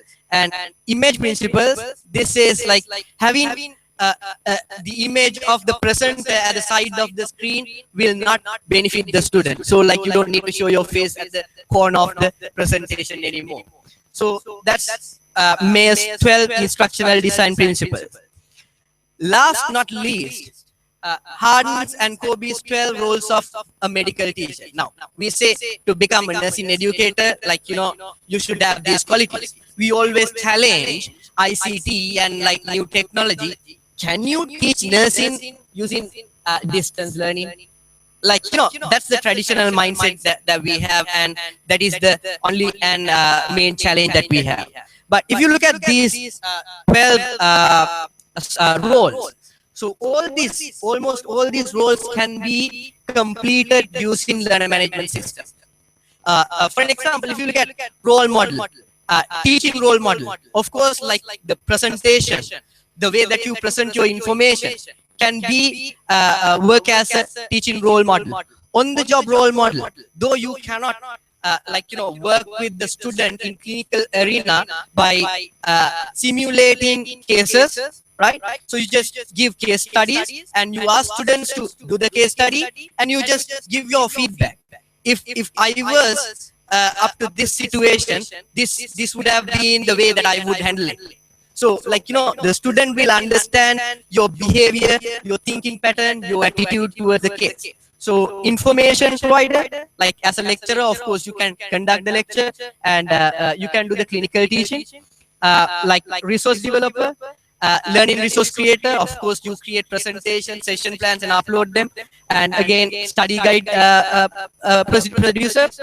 And planner, you will be planning the curriculum on the learner management system. And course organizer. As an assessor, you will be able to assess students continuously, not like traditional examinations that we do summatively or at the end of the semester. And a curriculum evaluator. Now, depend on the effectiveness of the learning materials that you have used, you will be able to change your learning materials with the feedback and the records of the learner management system. So, and as a facilitator, mentor, and learning facilitator, of course, you can guide your student like as in your classroom through discussions, forums. You ask students to ask questions and you respond to them properly and timely. Now, if you look at my mobile phone, if one of my students have a question about my learning content, if they drop a message on my learning management system, so I would get it to my phone instantly. So I can respond to them quickly, which would be better than face-to-face tutorials. So now way forward. So we are looking at models and systems to make clinical competencies or clinical skills online and to assess clinical skills online. So probably I'll be able to talk to you regarding making clinical skills online one day in near future. But I know when I say clinical skills online, can it be done? And I know what's going on in your mind. So accept the technology. So sometimes this can do better, not just for us who has done studies and who's going to retire, but not me, but what I'm saying is for generations yet to become. Thank you very much.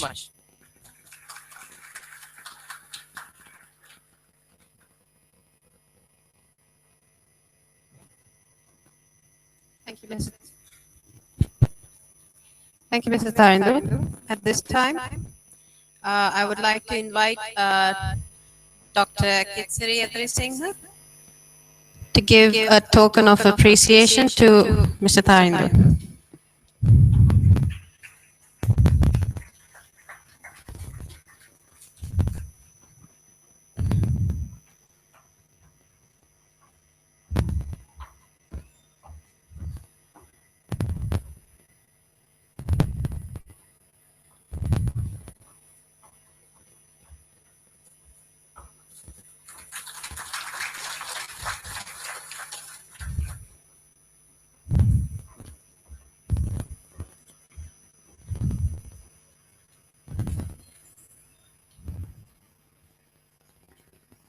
At this time, we would like to show you a video about OUM Malaysia as well.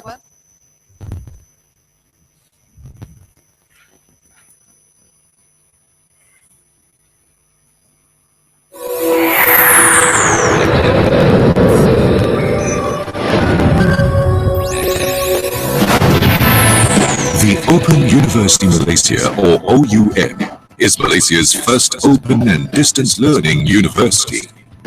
OUM was established to contribute towards the democratization of education by providing greater accessibility, flexibility, and affordability. OUM's vision is to be the leading provider of flexible learning. This new vision reflects OUM's continuous commitment to democratize education through providing flexible quality education, or in short, Q education. Our mission is to widen access to quality education and provide lifelong learning opportunities by leveraging on technology, adopting flexible mode of learning, and providing a conducive and engaging learning environment at competitive and affordable cost. In Malaysia, the growth rate of student enrollment in OTL has been phenomenal.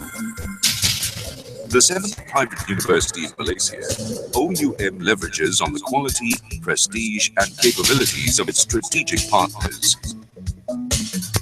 Significantly different from its partners, OUM was given the mandate to implement the open entry system, incorporating flexible entry requirements which enable Malaysians from all walks of life to pursue their aspirations, particularly working adults, regardless of time, place, age, and socio-economic background.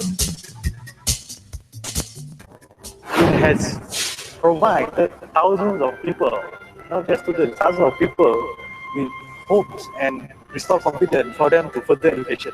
They respect your working experience and they treat you more than just a student in supporting your course of work. The digital library, which is very useful and very flexible, and also the librarians are very helpful in helping you to secure your research materials. First is a package, second time flexibility, where I get to study and work at the same time. But one of the main reasons I'm studying here, because we are treated exactly the same as other students. So by studying at OUM, I keep my mind active and you can make friends here. There are all very good people here. OUM was established in 2000 to meet the objectives of the Multi-Year Super Corridor, or MSc Malaysia.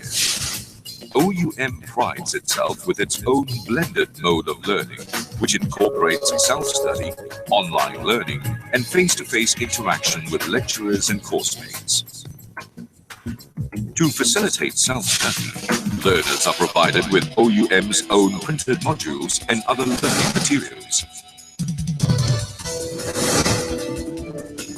For online learning, undergraduates and postgraduate learners can tap into the OUM's Learning Management System, or MyLMS, which is internally developed. MyLMS has won both local and international recognitions. OUM's extensive network of learning centers across Malaysia enables face-to-face interactions, supports academic activities, and offers comprehensive services to its learners. Central to our academic activities are faculties and a Center for Graduate Studies, which offer a broad range of programs and courses, ranging from diploma to bachelor, master, and PhD. The Center for Student Management is a special unit that assists learners in managing their studies in line with OUM's learner-centered approach, offering counseling and academic advising. The Center for Instructional Design and Technology, or CIDT, is responsible for producing learning materials in the form of print modules and multimedia content. The Institute for Quality, Research and Innovation, or IQRI, is entrusted with managing quality, institutional research and innovation, in line with OUM's vision to be the leading provider of flexible learning. At OUM, quality is central to all our activities. With programs approved by the Malaysian Qualifications Agency, they are exclusively designed to meet the demands of the real world. OUM's online library boasts an extensive collection of e-books, e-journals, and other e-learning materials. iRadio is a unique webcast service which provides updates on the university's development and services for the benefit of learners and the public. OUM's contributions in the field of ODL have been recognized, both locally and internationally, as evidenced by the number of awards it received over the years. To fulfill the needs of industry, OUM collaborates with renowned institutions to offer tailor-made courses. These courses and training programs play an important role in ensuring that employees stay abreast with the rapidly changing demands of the workplace. OUM is actively involved in various educational consultancy projects, leveraging on the strengths of the other Meteor subsidiaries, as well as its shareholders, the 11 public universities. To promote borderless education worldwide, OUM International collaborates with reputable international partners. As a responsible corporate citizen, OUM provides generous fee discounts for senior citizens and the physically disadvantaged. Through Yayasan Chancellor OUM, scholarships and financial assistance are extended to deserving members of society. The Yayasan's endowment share is established to further promote research and scholarly pursuits on e-learning. One of the key elements of a fully developed nation is the individual empowerment of its people through education. This is a once-in-a-lifetime achievement. The knowledge I get that will benefit me for the rest of my life. OUM aspires to be a mega university. OUM plays a key role in Malaysia's drive towards a fully developed nation by the year 2020 by providing to the masses an alternative to gain quality education. OUM is truly a university for all.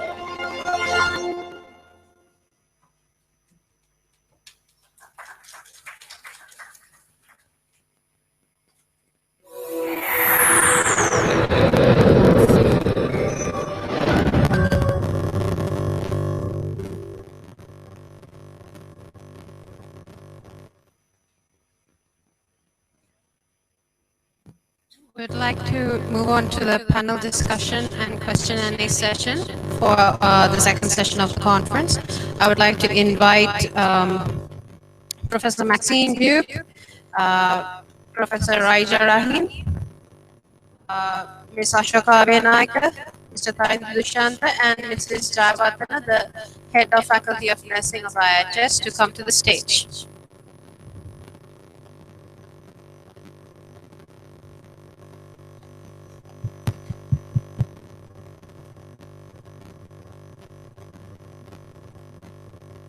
I would also like to invite Dr. Kitsuri Idrisinghe as well to the stage.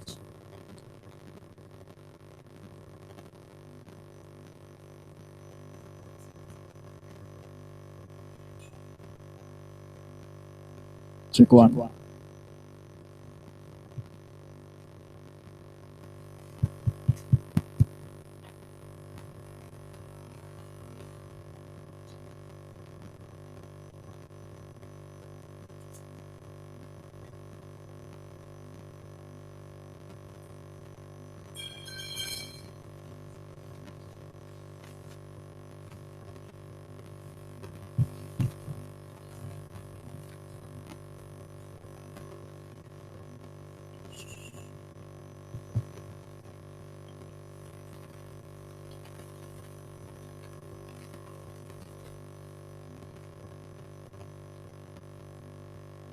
We had a very interesting session of presentations ranging from current global challenges in nursing education to winding up with effective use of ICT. We have the panelists who made those presentations. Any comments or questions are welcome.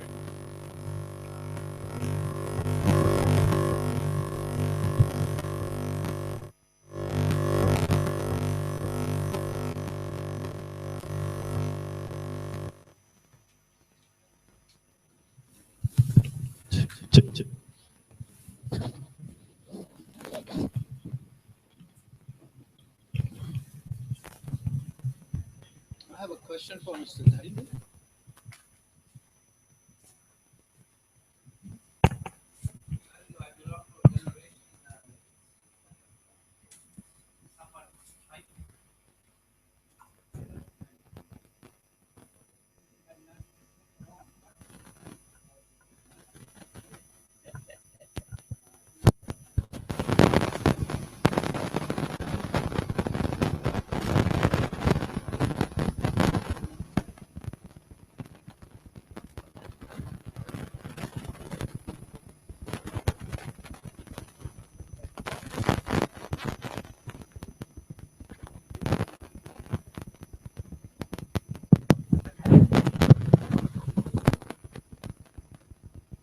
Yes.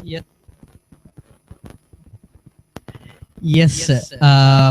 What we have is we have a separate module which is developed on the Moodle itself, where before we start commence the proper programs, now we have implemented Moodle like fully fledged Moodle recently.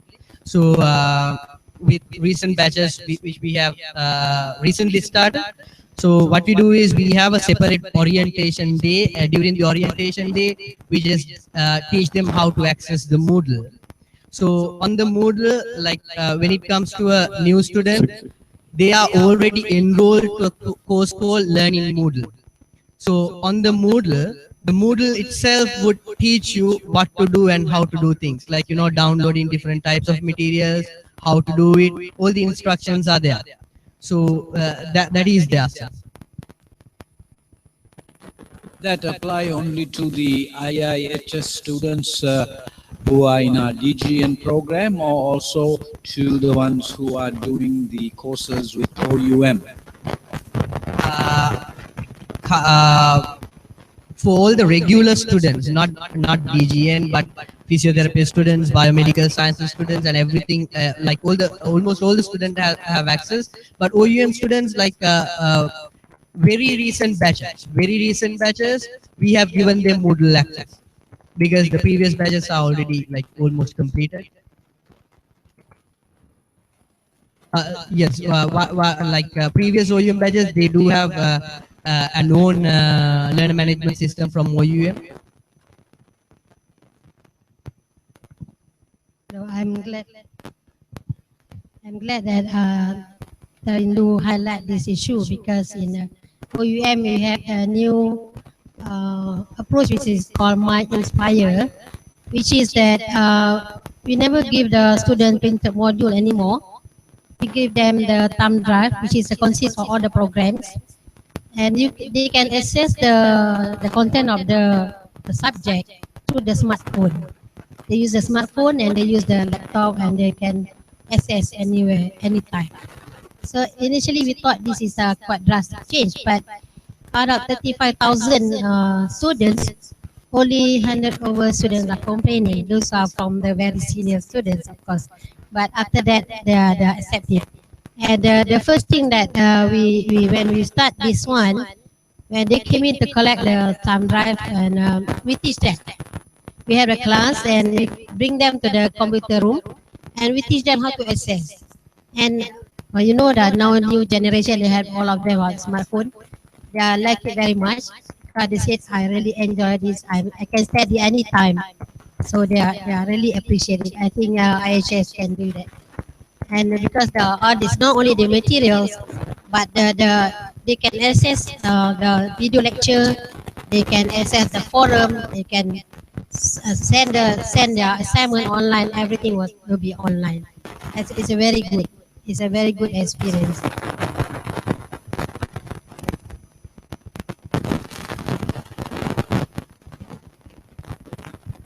This question about the Madam Ashoka. What are the challenges in delivered for post-based programming in Sri Lanka?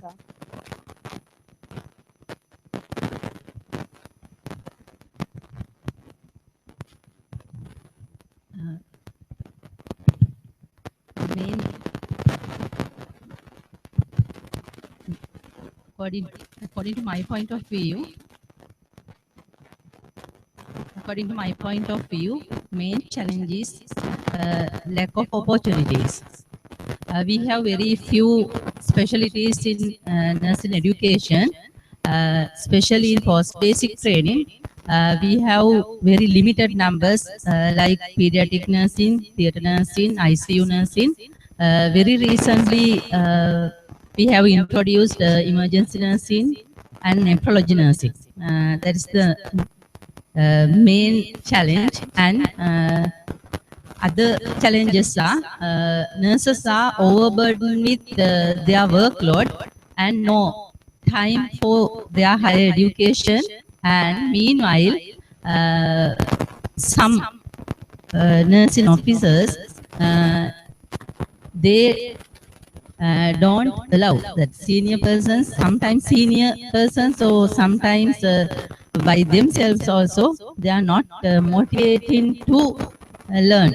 And especially when it comes to higher education, especially conducting research is the most difficult task. Obtaining ethical clearance, even now we are facing that. Nobody accepts that those are very important for stepping up with nursing education. Heavy workload is very badly affected.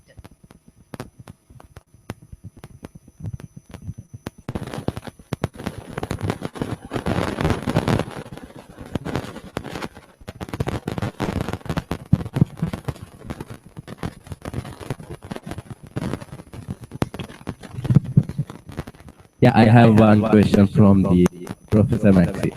So in Sri Lanka, the preference of the students after leaving school to choose nursing as a career is too poor. How is it over Australia? Is the same? How is their preference to choose nursing as a career?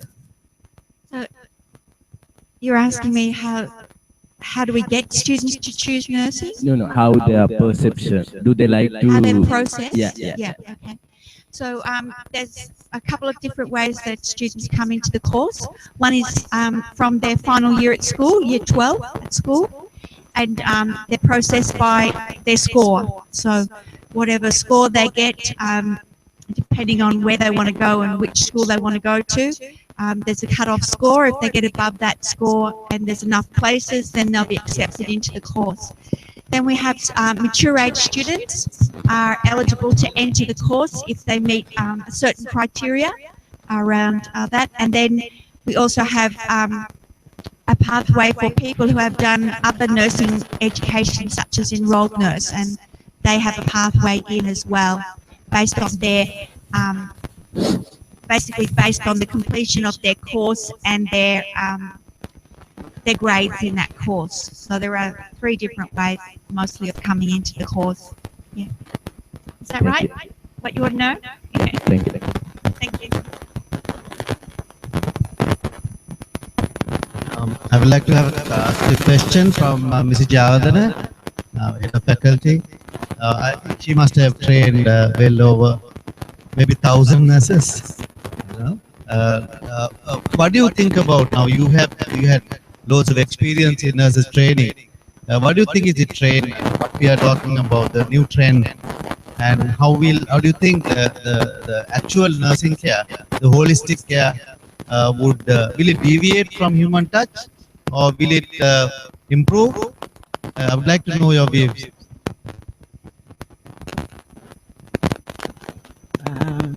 Thank you for questioning. Actually,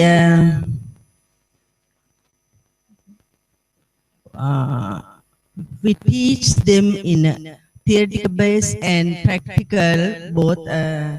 And what we see, when they are learning in the school, they pay more importance in following these principles, but after passing out, they are trying to finish the work most of the time, but they don't bother about practicing this nursing process.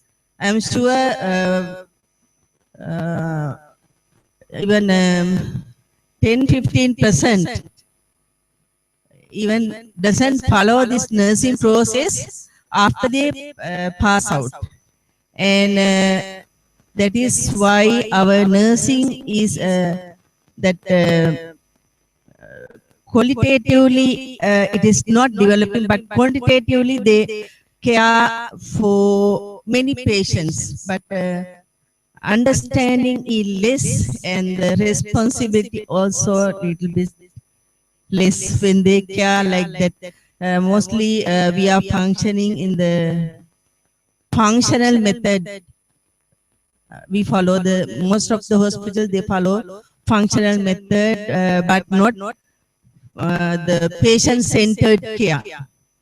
when we ask them, they are telling that there is lack of resources, like lack of staff, and because of the heavy workload, they can't function as a patient-centered nursing care. But in my opinion, I think to make the patient satisfied, we have to care. We have to give care patient-centered. Okay, thank you. I would like to add something for that. Especially in our education system, we noticed social sciences have given less priority. Especially in our diploma curriculum, we have 50 hours for sociology and 50 hours for psychology. Likewise, in the initial stage, they have to learn those social sciences. And communication has given less priority. That may be another reason for going away from holistic approach, especially like other universities and like developed countries, like university systems. We have to teach our students social sciences first, and that should be applied in first year, and when they start their practical in clinical setup, high priority should be given to that. Then I think our system will develop, especially as everybody mentioned, interactive sessions, problem-based learning, and new technologies should be incorporated with our education system. Then they will practice more than now.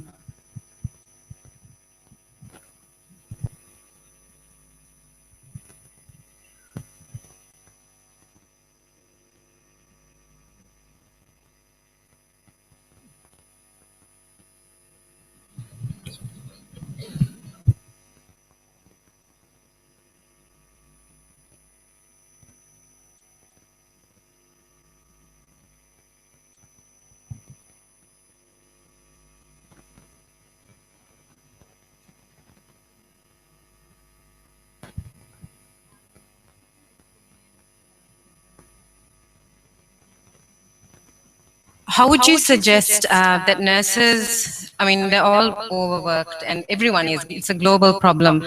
How would you tell them, what would you tell them, or what's the advice you would give them on how to continue with their professional development and their education, despite the, you know, the bad shifts and the long hours and all of that? Thanks.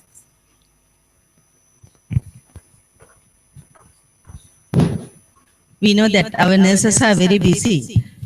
Still, as professionals, we have to learn. Without learning, without doing our continuous education, we can't improve our profession. And not only the junior nurses, but all levels of nurses should continue their learning. And as our Parindu introduced, that is, if you are having this information technology, knowledge of information technology, that is very easy for you to follow these courses. No need to appear physically in the institution, and there are many ways of accessing these studies. So I think everybody as professionals, that is one criteria to be a professional. We are supposed to continue our education, and there are a lot of opportunities for our nurses, and the attitude should be like everybody should learn. The seniors, both administrators, teachers, everybody should think that our nurses should learn. Our nurses should continue their learning. So we have to support them. And I think that is That is the way we have to develop our nurses. And we have to appreciate. And if I think about our government, they also think that if nurses are learning, we should support, and even financial support, like giving increment for graduates. If they are doing such things, actually the nurses will motivate for learning. Okay, thank you.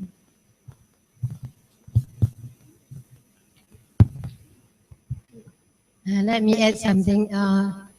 For nurses, if you stay as a registered nurse, even you have so many post basics, you collect so many certificate for post basics. It's not similar as you have your degree, master, and PhD. So this is the education background that you need for you to move forward. It's a career pathway. And as well as you understand that when you diploma, you always describe it, and when you are the master, you mastering in that subject, and you have your PhD, you develop thinker. I mean, you are moving, you know. So that this is the requirement nowadays in the globalization. I think we need this education background for you to move forward.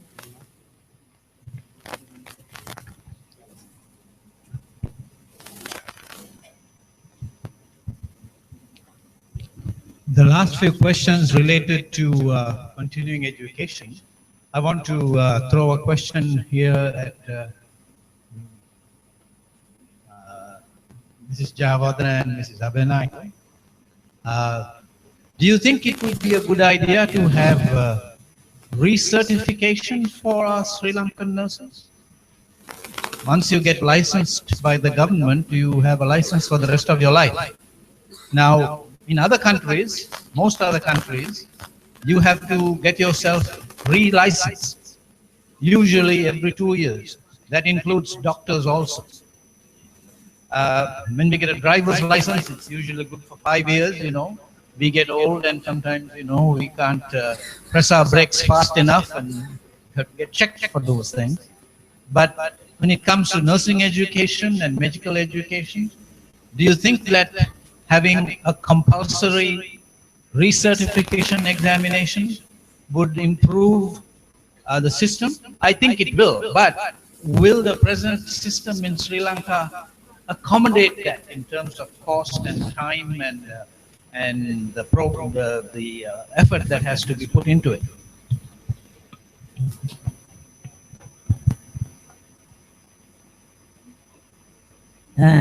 Yes, sir.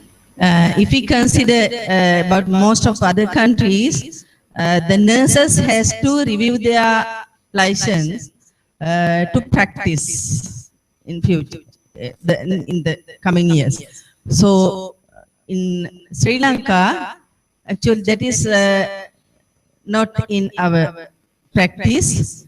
Once we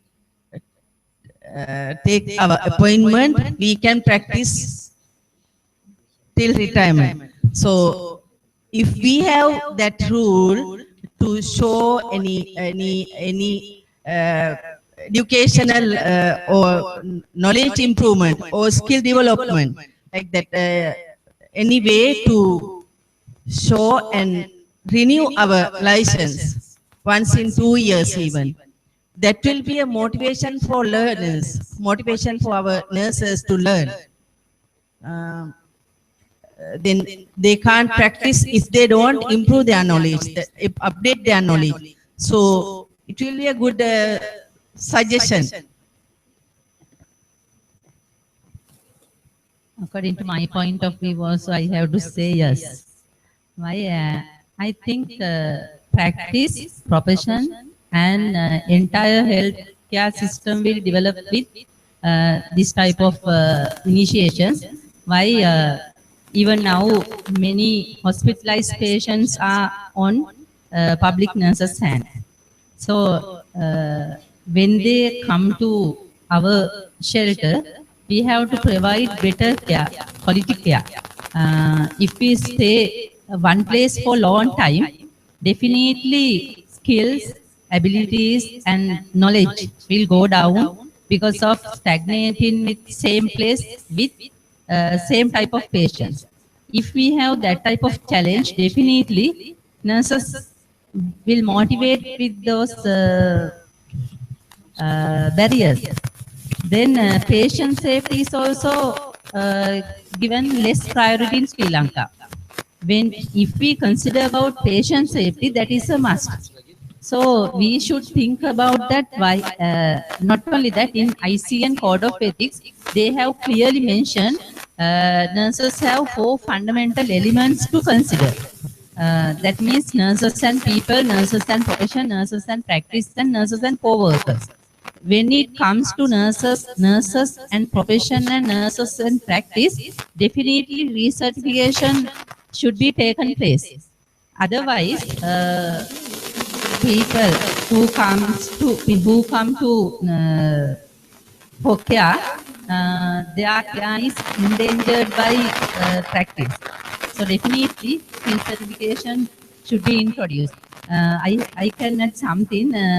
Prior to 2010, only efficiency bar exam was taken place for nurses after 3 years time.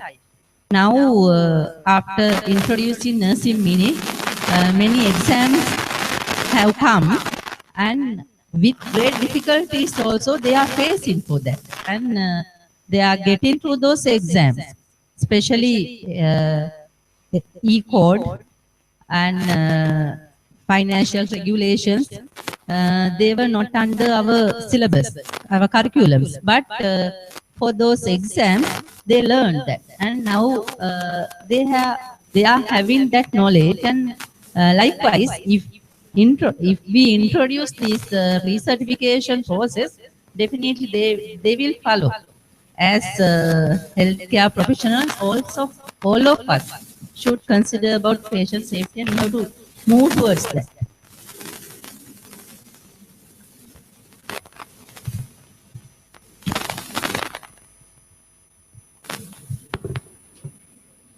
I would like to direct a question to Dr. Samarake.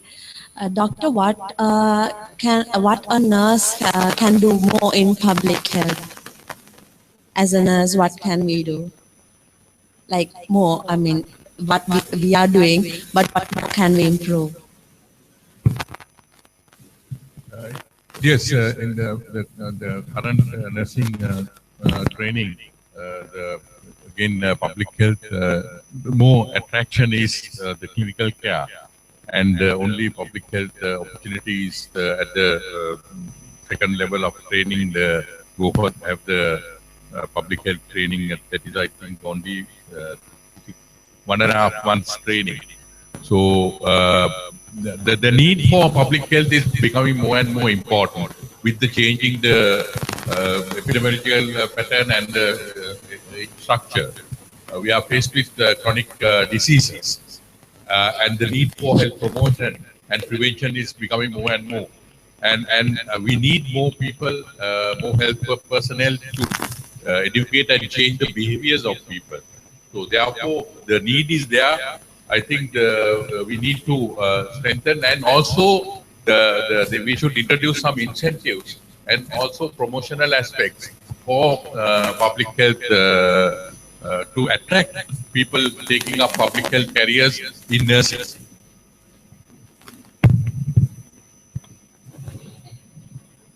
Actually, at present, we don't have public health nurses. We have only public health sisters.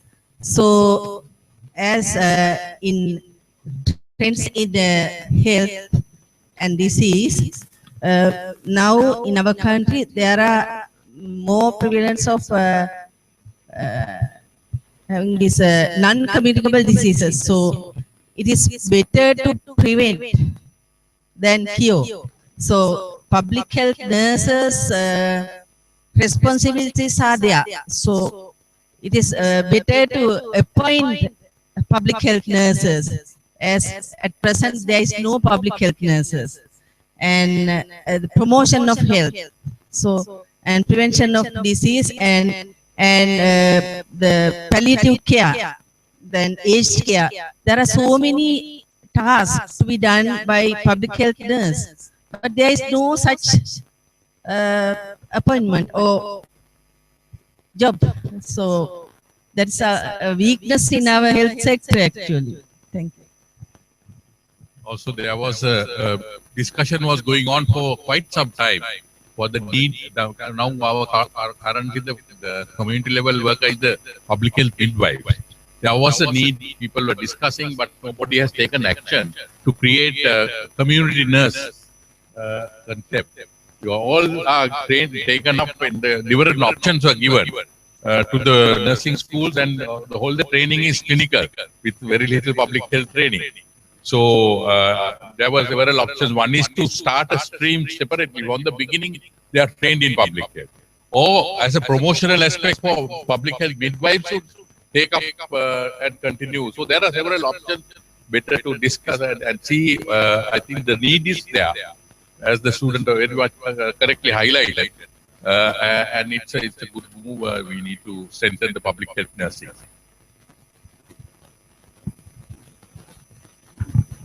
I think the student asked a very challenging question. The reason I say challenging is because earlier someone on the panel here talked about glamour. Glamour in terms of the activity that we get involved in preventing, not preventing, but in our clinical approach to illness. Surgeons feel glamorous, they cut and they sew and they use instruments, and the orthopedists feel powerful. They got all these rods and screws and various other things, and there's a lot of activity that gives glamour. There are certain aspects of medicine where it is not very glamorous. However, the need is there, and now the need is increasing because of the changing demographics. I myself have 4 relatives who are between the ages of 96 and 100. And so far, all of them are managing on their own. And it's like, ooh, I can't believe this. And I also have people of my age who can't stand straight and who can't walk straight. Now, it may not be very glamorous to help an old person, but that's where our humanity comes in. Because of these 4 people, I say, hey, my gosh, it's nice to grow old. Now, with the accent of the changing demographics and non-communicable diseases coming up, there is a lot of opportunity for young people to start programs to promote wellness, to raise awareness. I see a lot of gyms in Sri Lanka now.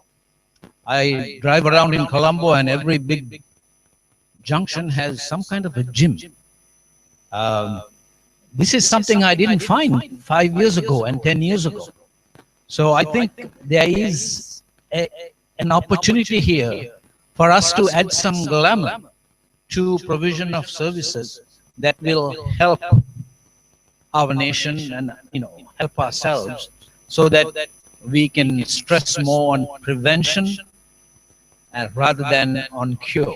So maybe some of our young people here can start some projects to promote wellness, raise awareness of wellness, promote educational wellness, because these areas can be in a way also marketed effectively. It's done very, very well in some of the Western countries. So maybe we can start a trend like that even in Sri Lanka.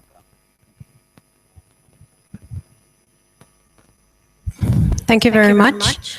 Thank you to all the speakers, and you may take your seats.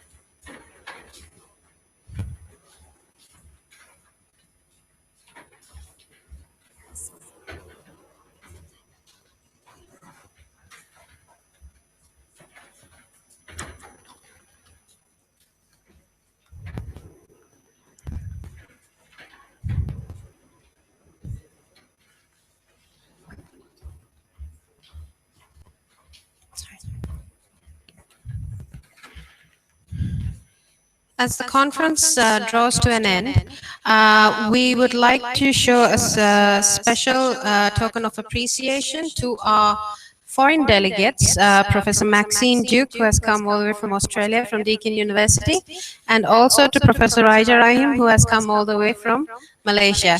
Would you please come to the stage? And I also invite Dr. Kitsari Singha and Dr. Nihal De Silva to present the tokens of appreciation to our foreign delegates.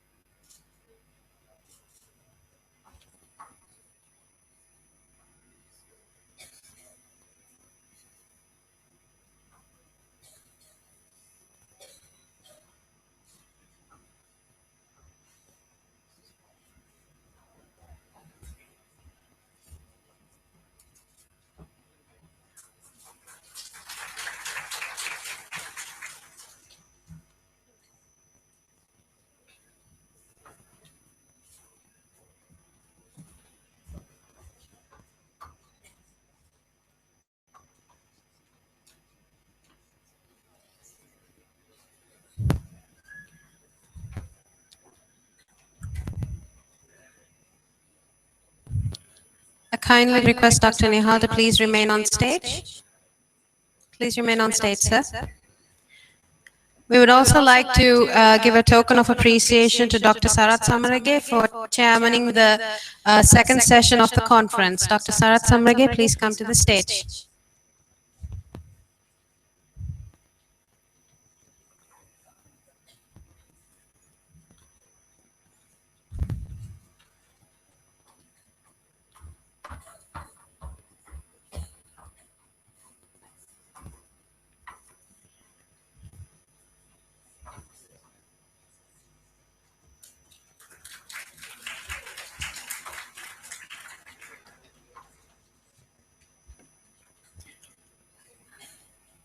I will also like to invite Ms. Barbara Green, the International Coordinator of Deakin University.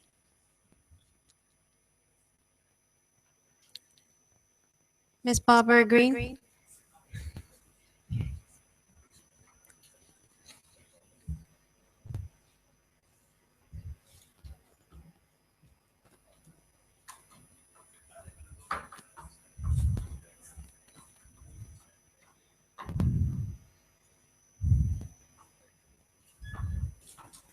Stand.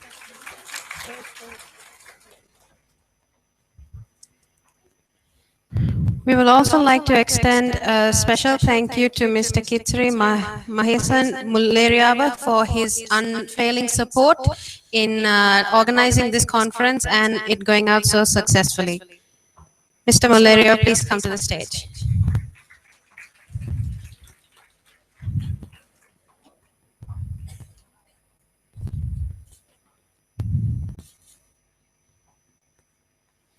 And finally, we would like to present tokens of appreciation to all the students who have presented a research in an international forum from the years 2015 to 2016.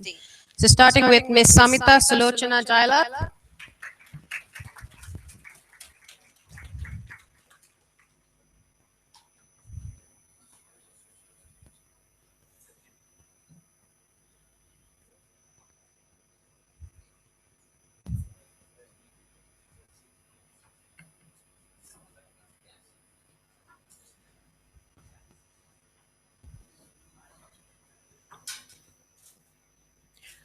Pawan Akalanka Bandara.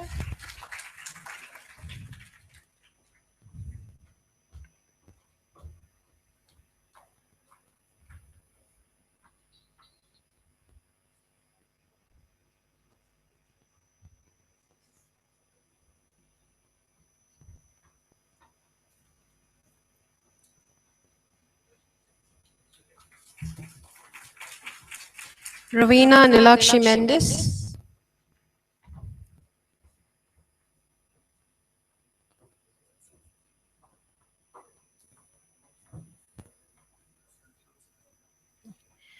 Ashfaq Nazir,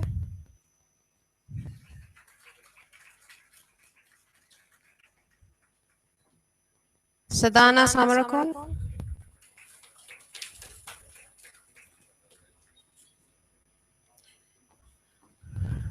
Hansi Isurika,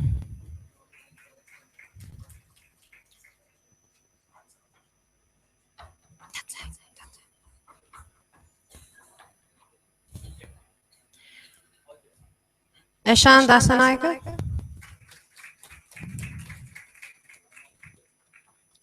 Shalini Tesera,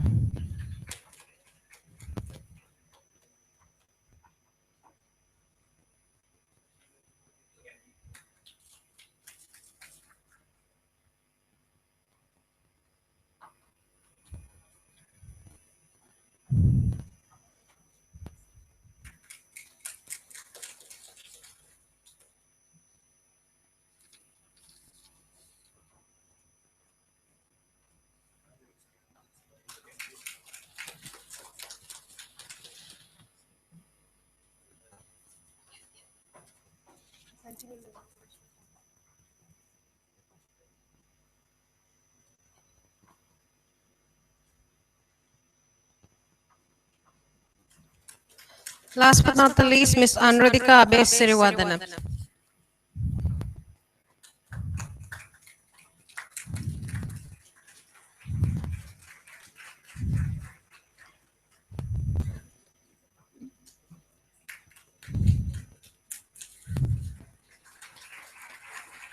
Thank you, sir. Yet again, just to remind, this is the token of appreciation to all the students who have presented their research at an international forum. So many of them have gone outside of Sri Lanka and have presented in foreign countries. And as we draw to a final close, I would like to invite the Senior Manager of Operations Department at IHS, Ms. Manisha Gunasekar, to give the vote of thanks.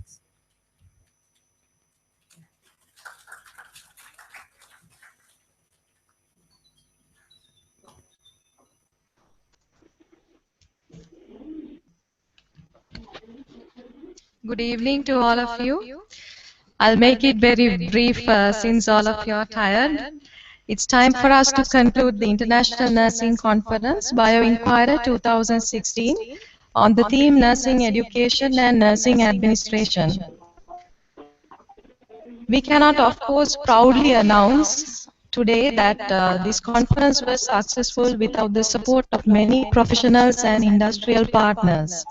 First of all, let me thank Deakin University for partnering with International Institute of Health Sciences to conduct this conference. And let me thank Mr. Carl Jones and Professor Maxine Duke and Ms. Barbara Green at Deakin University and Mr. David Samuel, country head for Deakin University in the Sri Lankan office for all the support given. I must also mention Ms. Charlotte Blundell, the chief guest for today's event, and the other officials representing the Australian High Commission who were present here today and all their contribution to make this event a success. And of course, Dr. Amal Harsha De Silva, Deputy Director General, Medical Services, for his continuous support in promoting healthcare education. Let me also thank the eminent panel for today's conference, Professor Maxine Duke, Professor Raija Rahim, and Professor Vajra Disanayaka, Dr. Nihal De Silva, Dr. Kitsiri Edirisinghe, Ms. Ashoka Abhenayaka, Dr. Binushi Narangoda, Ms. Nadika Jayasinghe, and Mr. Tharindu for sharing their knowledge and experience related to various disciplines of nursing education and nursing administration.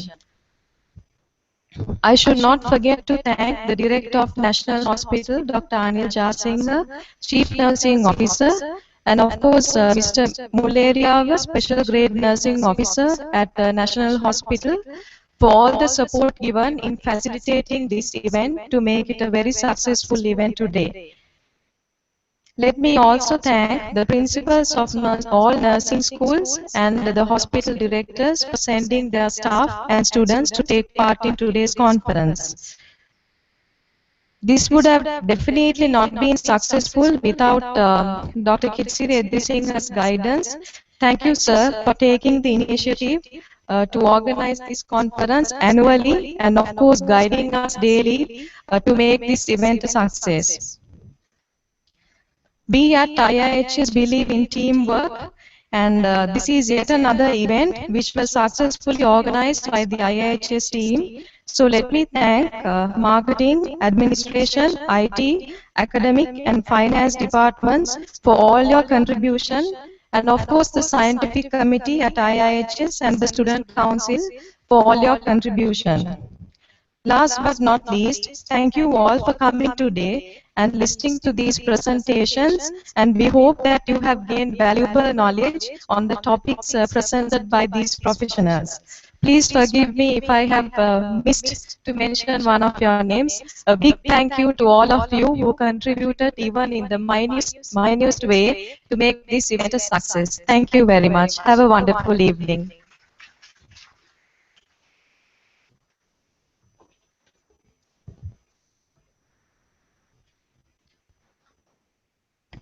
That concludes the evening. Thank you once again and have a pleasant evening.